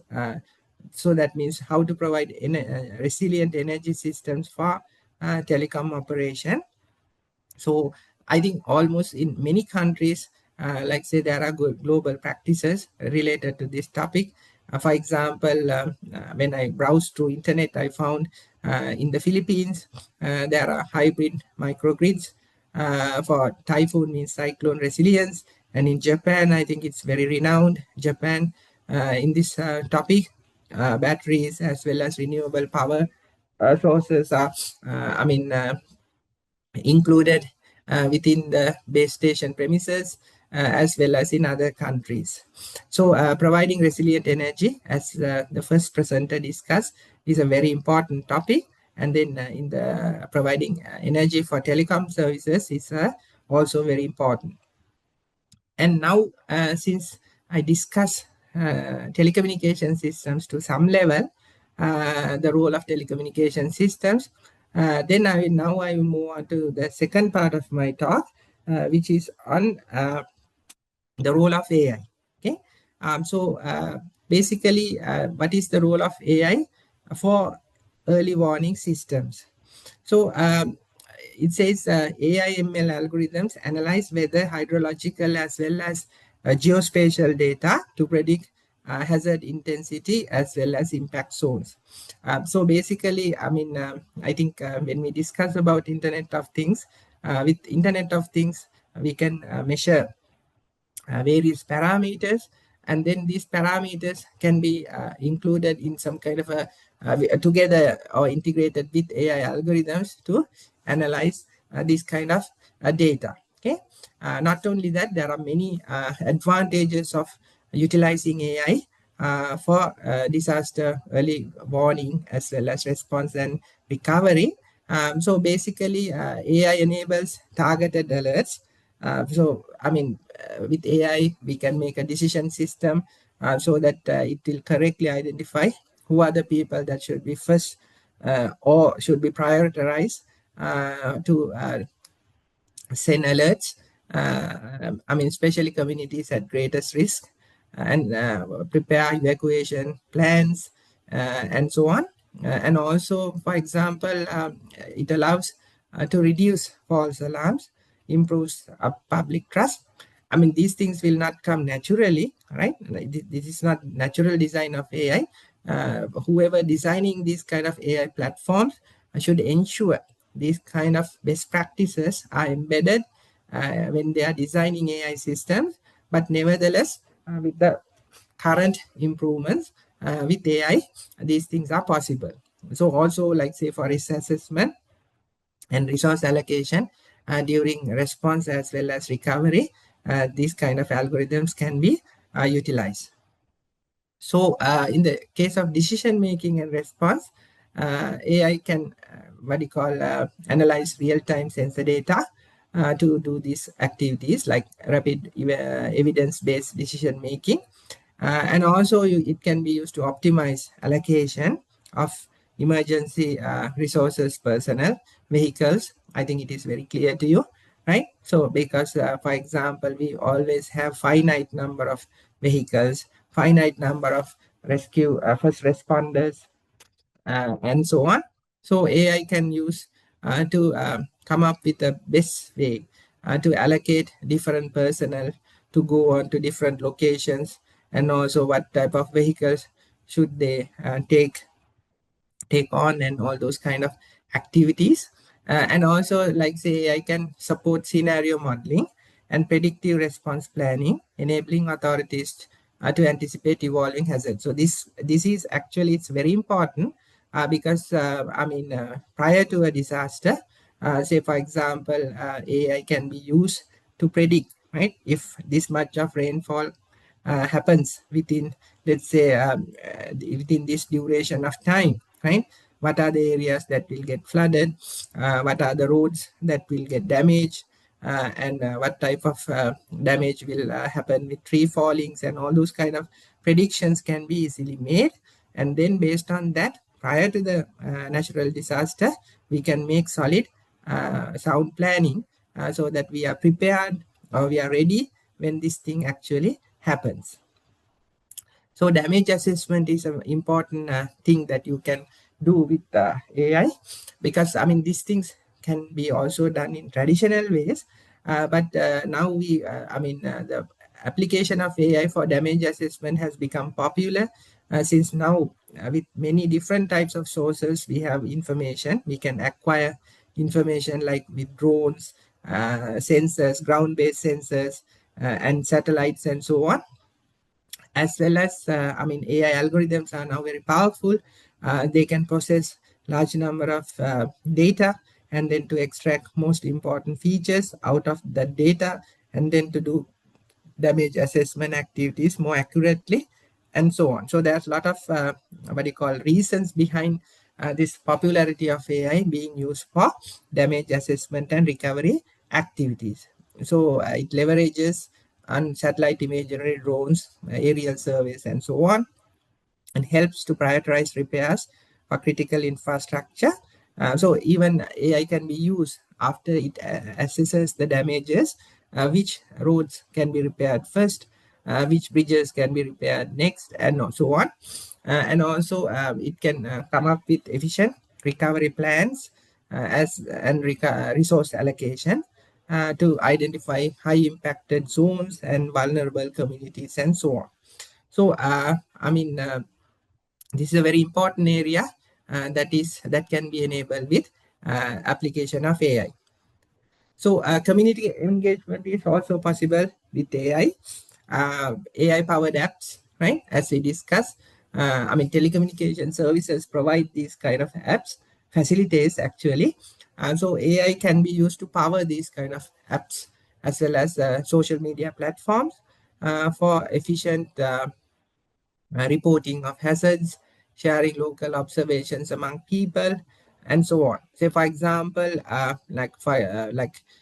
people can acquire images or take images, let's say within their home areas of mini landslides, tree uprootings, as well as any other,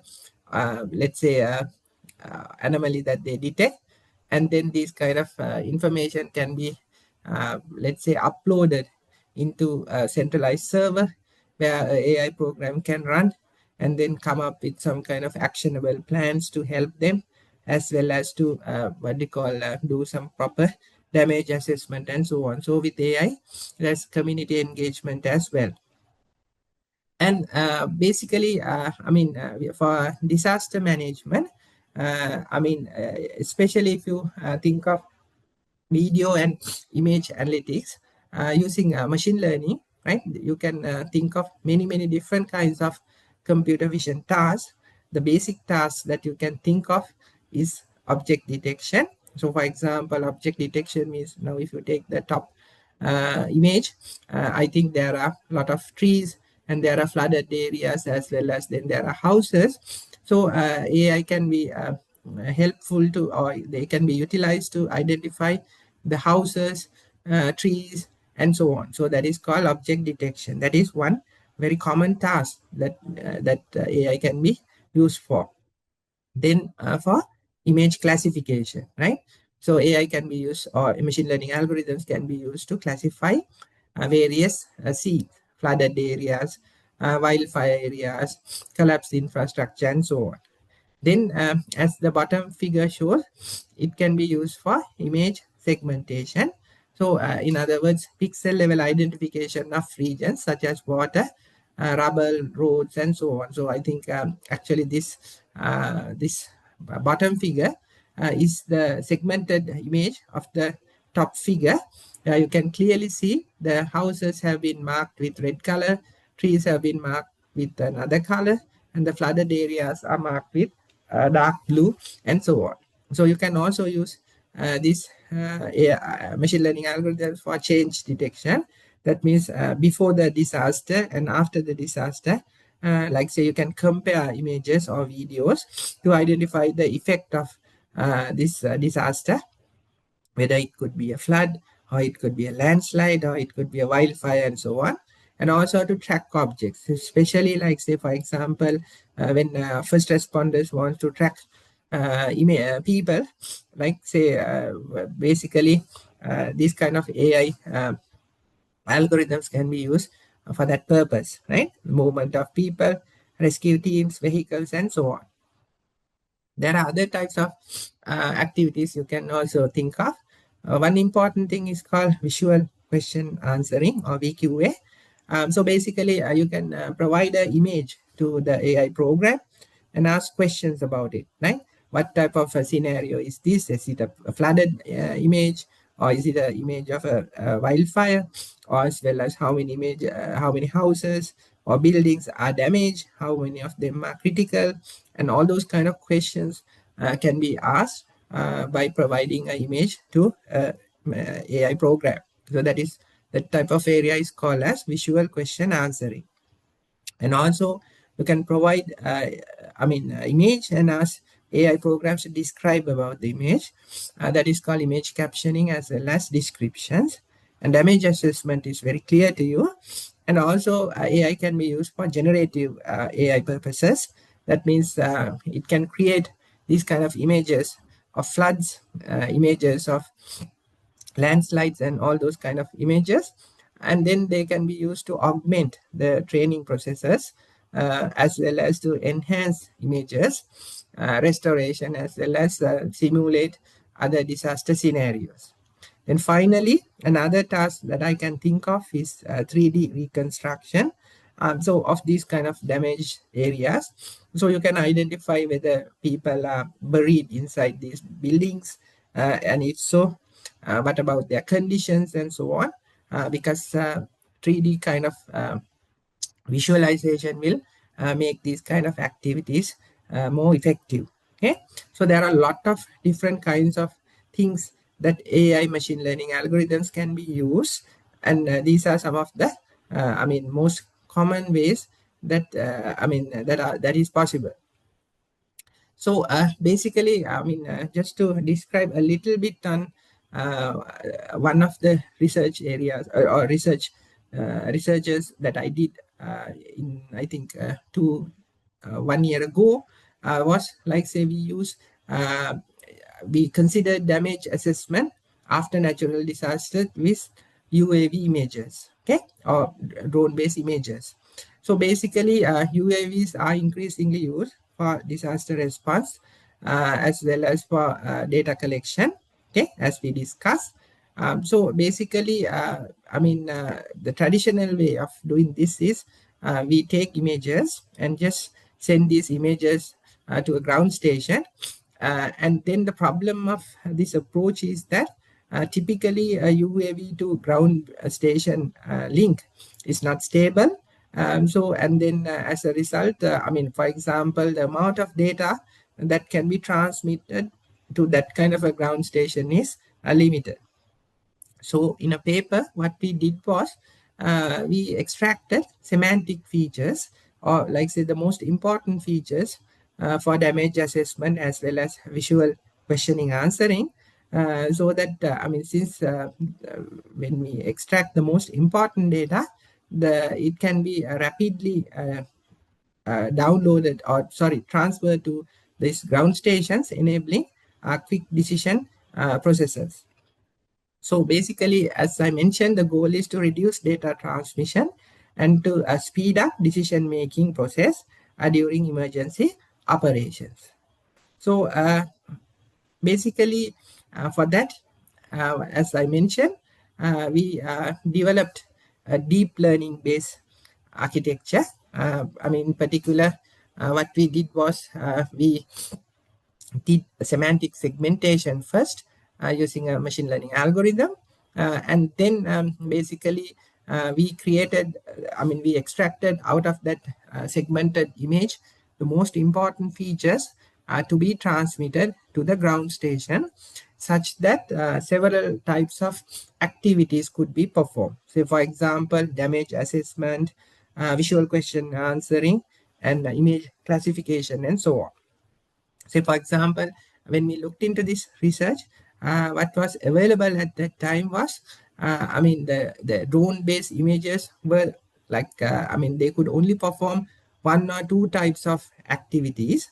But the speciality of this work is that the segmentation and then the feature extraction, and then after that to create the mask. This mask is helpful to do multiple tasks, not only one. So it says instead of transmitting full images, only important semantic features, that means damage levels of buildings, houses, as well as object classes, whether they are houses, trees, and so on, those things were transmitted. And then we tested this, the approach using two data sets. One was called as FloodNet, the other one was called RescueNet. So, and then since we are essentially transmitting the most important details, that reduces the bandwidth and enables real-time ground station analysis. So the implications of this is that the model maintain high accuracy across multiple disaster assessment tasks. So that is what I mentioned. So I think in that paper we did damage assessment as well as visual questioning, answering, and classification. Okay, and then it says significantly reduce the data volume.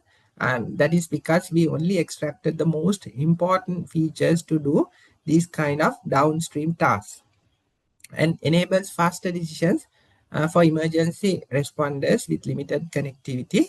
And in future, like say, these kind of applications could be deployed in real time to enable accurate disaster rescue operation, or to enable accurate disaster rescue operations. So that was just a very brief introduction about one of the researches we conducted in the area of drone imagery for natural disaster identification and let's say to support recovery activities. So these are some of, now I think I have moved on to the last part of my presentation. So some of the lessons that we can learn out of this Cyclone Ditwah experience is that telecommunication outages, right, disrupted emergency services and delayed public warnings, and backup power systems and satellite links help to maintain partial connectivity, providing importance of redundant infrastructure, as we discussed several times during the presentation. And AI and predictive analytics can enhance the early warning systems, improve risk assessment, and support a lot of,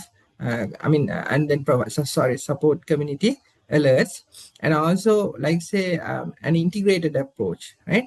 A multi-channel communication with multi-channel communication networks should be allowed for effective disaster response, because otherwise, if one type of network becomes dysfunctional, the entire network can collapse. So for that one, I think, there are also, I think people has to be prepared for these kind of activities. Prior to, I think, natural disaster. So we are well prepared. So we can do training, drills, community engagement activities, and so on. So we can provide, we can conduct regular exercises involving telecommunication providers, emergency responders, and local authorities. And also, like say, people has to be prepared to interpret these kind of alerts, as well as, for example, to how to follow safety protocols and so on. And also we need to train local volunteers to support these kind of communication activities. In the case of I think even to provide volunteer services to assist vulnerable populations, that means people and so on. And also, like say, we need to provide or promote public awareness campaigns to strengthen the preparedness. Okay, rather than waiting until a natural disaster happens, we need to prepare now, well before in advance. And these are some of the policy recommendations that I'd like to introduce. Basically, we need to recognize telecommunication networks as critical national infrastructure in order to prepare for a disaster, as well as to provide effective response. Okay, as well as we need to expand our disaster resilience with various types of by different means like Wi-Fi, backup power systems, redundant communication channels, and so on. And also, there's a lot of opportunity now to integrate AI and predictive analytics into these kind of early warning systems, real-time monitoring, as well as emergency response planning, and to promote community involvement, as I shortly mentioned, and also to encourage interagency coordination. This coordination is very important because, in order to provide effective services, these various governmental as well as volunteer agencies should have a concerted effort or coordinated effort, so that the telecommunication services could be the underlying backbone to provide this kind of coordinations among effective coordination among these inter-agencies. So there are a couple of future opportunities. I think I mentioned these opportunities prior as well. Predictive AI for multi-hazard risk management. That means not only for flooding as well as landslide detection, for other types of disasters as well. And then now I think this smart city infrastructure is a popular concept that everybody is talking. So within the smart city infrastructure, you can incorporate these ideas for disaster early warnings as well as response and then recovery activities. So the smart city infrastructure becomes much more comprehensive. That is another opportunity. And then real-time coordination of these kind of, let's say, digital services like dashboards for national disaster management. I mean, these are not only the future opportunities. I just wanted to put 3 here, but there could be many more. So to summarize, basically, telecommunication systems are critical for disaster preparedness and response, and AI has a very potential. AI has potential to improve the disaster management by enhancing early warning, supporting informed decision making, as well as accelerating recovery efforts. And then basically, I think lastly, Cyclone Ditwah was like kind of an eye-opener for all of us. And then it highlighted the urgent need for resilient telecommunication infrastructure, and to use cutting-edge AI approaches for disaster response. So that ends my presentation. And now I think if you have any questions, I'm happy to answer. Thank you very much. So thank you very much, Dr. Himal Surabhi, for that very informative session where some things actually even we as telecom engineers wouldn't have been thought of. So I think now it is time for us to go through the Q&A session. So I could see there are a few questions which we have received through the chat box as well as the Q&A session. So maybe I think first during the first speech related to the power systems resilience, we received a question. Maybe I think Dr. Prabhat Binduheva will be the best to answer this one. So the participant has asked, what is the solar thermal? So maybe you can do a brief explanation on that.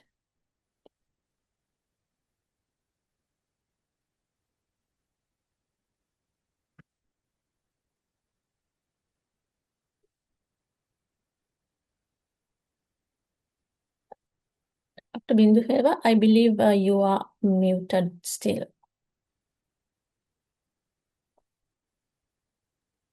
Yeah. Will I be able to share the screen if I can?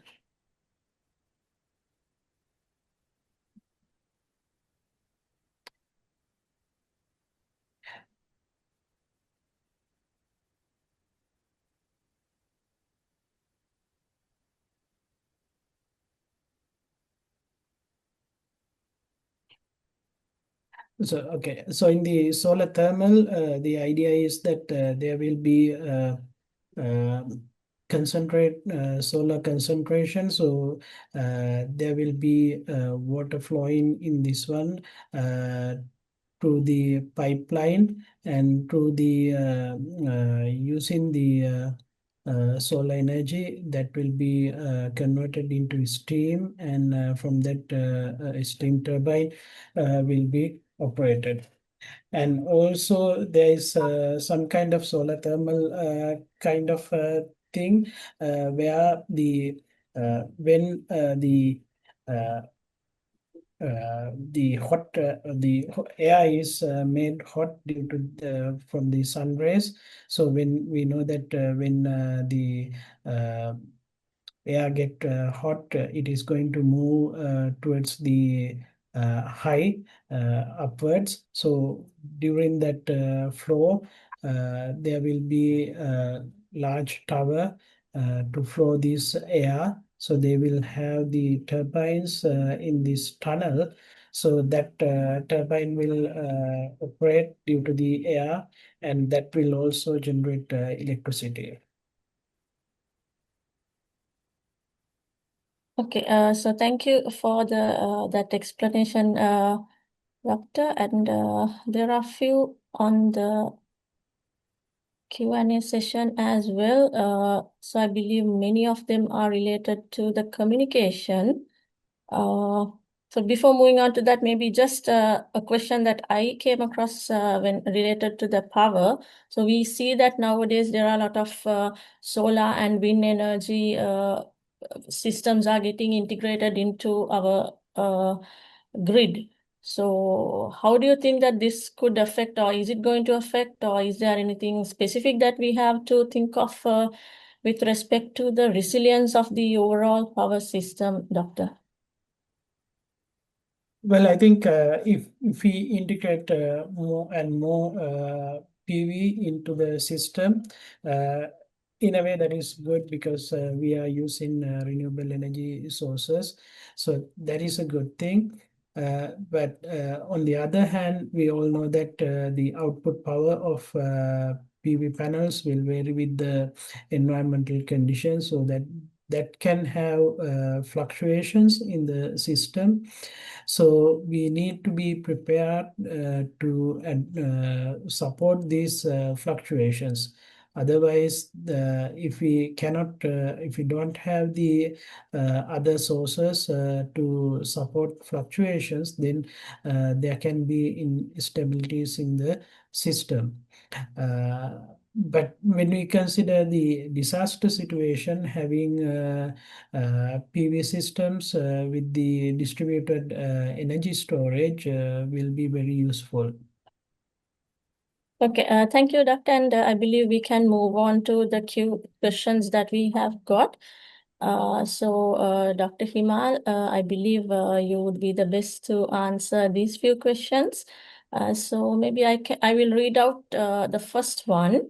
With smartphones like the Apple iPhone 17 series, Google Pixel 10 series, and Samsung Galaxy S26 series, introducing satellite emergency connectivity, what are the key barriers preventing similar satellite to mobile services from being enabled in Sri Lanka?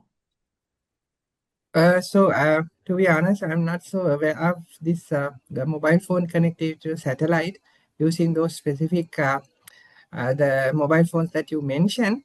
However, I think if you want to talk about in general about satellite communications, basically one problem with satellite communication is that say, I mean, as you know, like say satellites, like say are moving. So basically they should be within the, what do you call the coverage should be within that area. So, and then since the satellites are moving, and then the signal from the satellite to the ground stations could rapidly fluctuate. So as a result, sometimes, like say, especially if you want to hand over from one satellite to another handover and to another satellite, these things might not happen efficiently, especially during a rainy period. I mean, there's a lot of attenuation in the atmosphere as well due to, like say, a lot of moisture content. So basically, I mean, satellite communications are reliable, but they also provide certain challenges that are not typically present in terrestrial kind of networks, which are more stable as well as more reliable.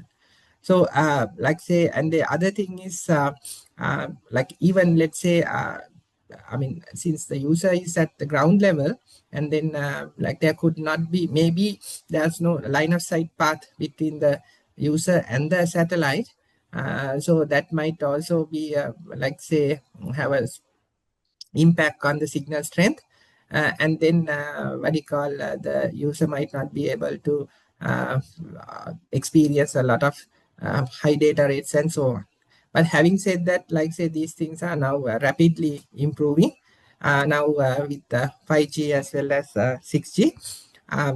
Maybe in future, this could be also a very good alternative technology to be considered along with this ground-based telecommunication networks. All right, thank you, Doctor. And the next question is, what is the current status of LoRaWAN deployment in Sri Lanka? And how feasible is it for large-scale IoT data transmission applications? That's also, I think, a good question. So as far as I know, like say, LoRa operates in different bands, frequency bands. I think in within Sri Lanka, what I heard was that say the 433 megahertz band is allowed to be used with LoRa. That is ISM band. I think we can purchase LoRa equipment that will function in that band, and then you can utilize it for providing communication purposes. And the next question is like say, I mean, with LoRa, like say the amount of data that you can transmit, especially in the case to support image or video analytics, might be a challenge. So I think according to the current status, Wi-Fi might be a better option than LoRa if you want to transmit images and video. While LoRa can be used, let's say, for example, to transmit information, let's say related to some sensors, for example, moisture content or vibration signals, and those kind of things might be much more efficient to be transmitted using LoRa. Right. Okay, Doctor. So the next question is, for disaster resilient rural communication, could low power technologies like VLC combined with local energy harvesting provide a viable backup network when traditional telecom infrastructure fails? And another question connected to that, what key challenges should engineers consider? Basically, that is also a good question. But for example, like visible light communications is, I think, typically confined to indoor areas or indoor spaces. So basically, like within a shelter or within, let's say, a special building or something, these type of networks can be installed. But visible light also has, like, say, a lot of challenges associated with it. Say, for example, since light signals don't go through obstacles, sometimes, let's say, in the case of a shelter or something, if there are so many people, most of the time the path between LEDs and the photodiodes in your receiver might get obstructed, and that might what you call cause service disruptions. But nevertheless, like, say, I think it's a good option to be considered to provide indoor type of wireless services. Then if you want to, let's say, consider outdoor type of environments, typically, like, say, visible light will not work. You need to, I think, use wireless optical communications, where you will need to use lasers as transmitters and then corresponding receivers. So I believe that, say, if you want to provide communication services to rural communities, for indoor, definitely it's a viable option. But for outdoor, like, it might not be a viable option. Or to provide it in wide, like, say, in mass.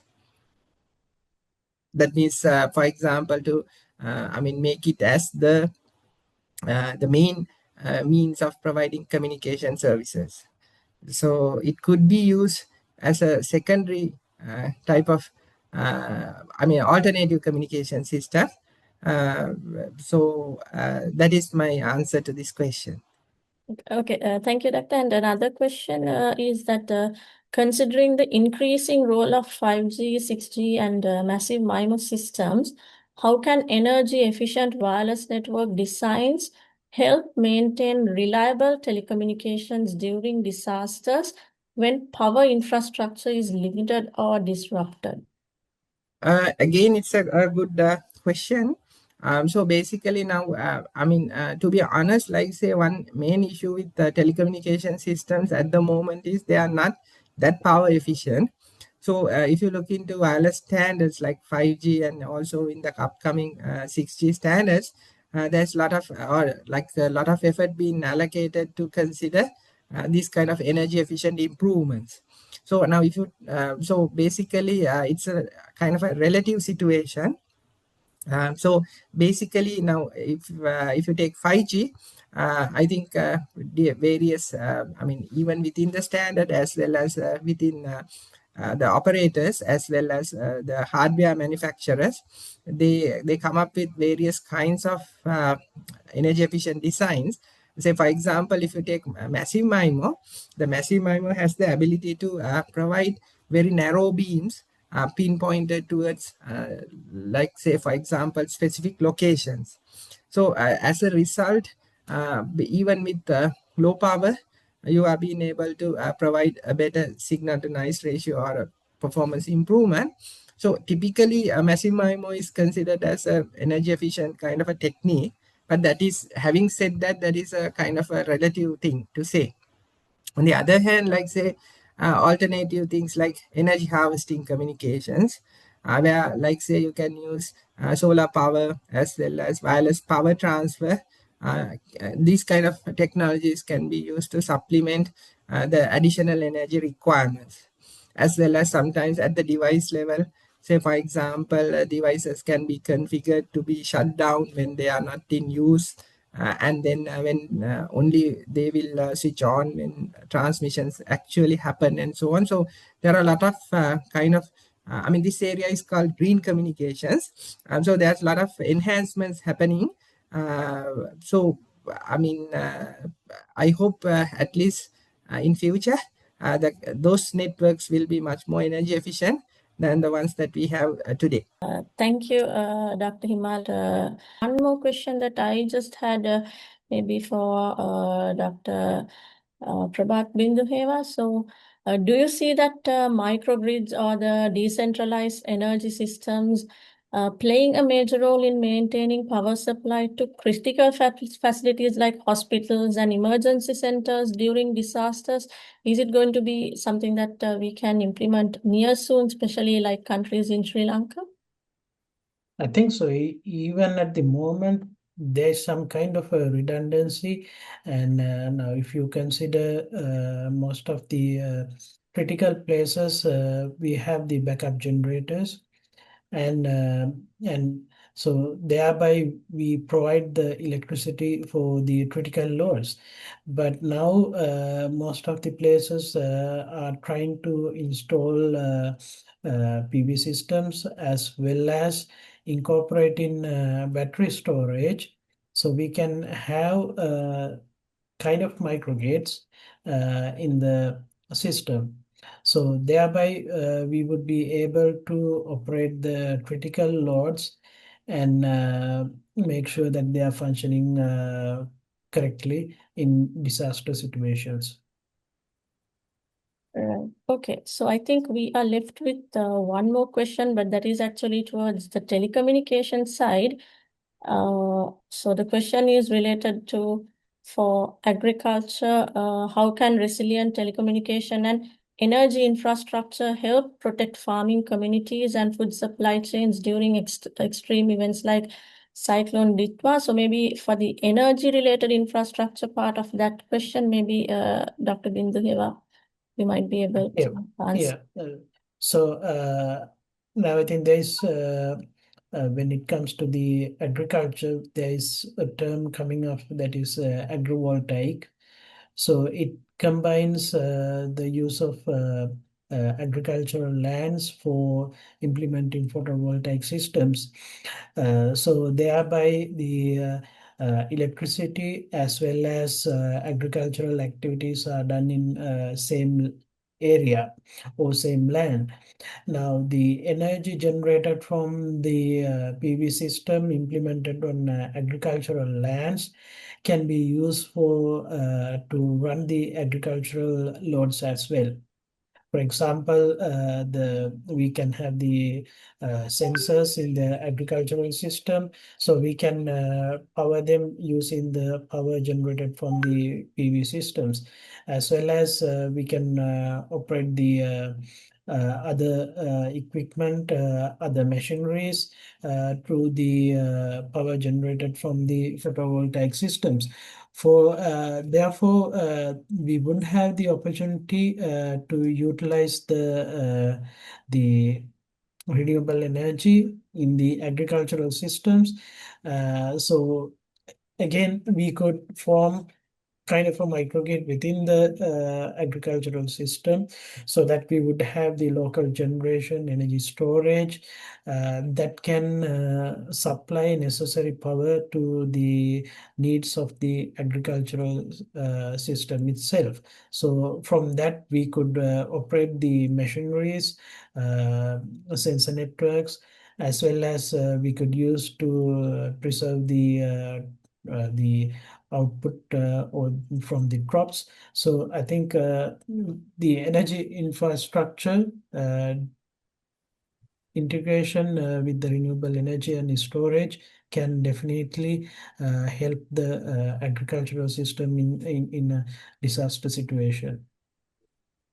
Okay, and just to add from the telecommunication side, yes, I believe in the presentation, Dr. Himal also highlighted that we can timely disseminate the early warning messages through mobile alerts and other radio broadcasting and message services.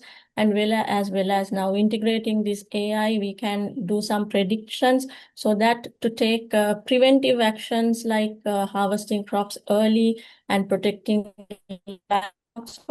from the telecommunication side. Also, those kind of preventing measures can be made for the agriculture aspects. So I believe those are the questions that we have got as of now. And since the time is also have passed, maybe I would like to thank both the speakers once again for your time and for the very informative sessions that we had today. I believe it was really very informative and very insightful. So I would like to hand over to Mr. Samantha for the concluding remarks. At the same time, we are also thankful for inviting us for this webinar series and allowing us to share information with you. I think Dr. Himal is joined again. Yes, Dr. Bindheva, sorry, I had a very small power interruption. So now I'm back, and I heard what Dr. Bindheva mentioned. So I would also like to thank Dr. Dilanka as well as Dr. Samita as well as Dr. Chandrima for inviting us to be part of this initiative. And I hope in future too, you will organize these kind of important initiatives, and then we can also be a part of them. Thank you very much. Thank you, Dr. Himal and Dr. Prabhat. So over to you, Mr. Samantha. Thank you very much. So as we draw today's session to close, I would like to extend our sincere appreciation and heartfelt thanks to our speakers, Dr. Prabhat Binduheva and Dr. Himal Suravira. And also, I would like to extend sincere appreciation to our moderator, Ms. Dilanka De Silva, at the Department of Electronics and Telecommunication, Sri Lanka Technology Campus, for guiding the discussion and fostering engaging interactions. And we are also grateful to the Institute of Environmental Professionals Sri Lanka, IEPSL, our strategic partner, for its leadership and continued support in strengthening this national initiative. Our thanks further extend to the National Science Foundation, Sri Lanka, for disseminating this webinar through the STMIS platform, and the Association of Commonwealth Universities for sharing the event across their global network. Also, a special thank you to all of our participants for active presence and thoughtful questions, which have truly contributed to the vibrancy and success of this session. We would also like to inform participants that e-certificates will be issued for this webinar. Certificates will be provided only to participants who registered via the official Google form and submitted the feedback form following the session. Further details regarding the certificate issuance will be shared via email. Before we conclude, we are delighted to invite you to the webinar number 10 of this series titled Environmental Impact Assessment Process and Disaster Management, which will be held on the 10th of March 2026 from 7 to 9 p.m. via Zoom. This session will feature Mrs. Kanti De Silva, Senior Vice President, Institute of Environmental Professionals Sri Lanka, former Deputy Director General, Environmental Management and Assessment Division, Central Environmental Authority, Sri Lanka, and will be moderated by Dr. Renuka Aryavansa at the Department of Environmental Technology, Faculty of Technology, Sri Lanka Technology Campus. With that, we officially conclude webinar number 9 of the Climate Smart Sri Lanka Awareness to Action series. You can find all the recorded sessions of the webinar series on our official YouTube channel, SLTC official YouTube channel. Now, if you are willing, please subscribe to our channel. Thank you once again for joining us this evening, and we look forward to welcoming and seeing you in the upcoming sessions. Have a good night. Thank you. Thank you very much. Thank you. Thank you and good night. Thank you and good day.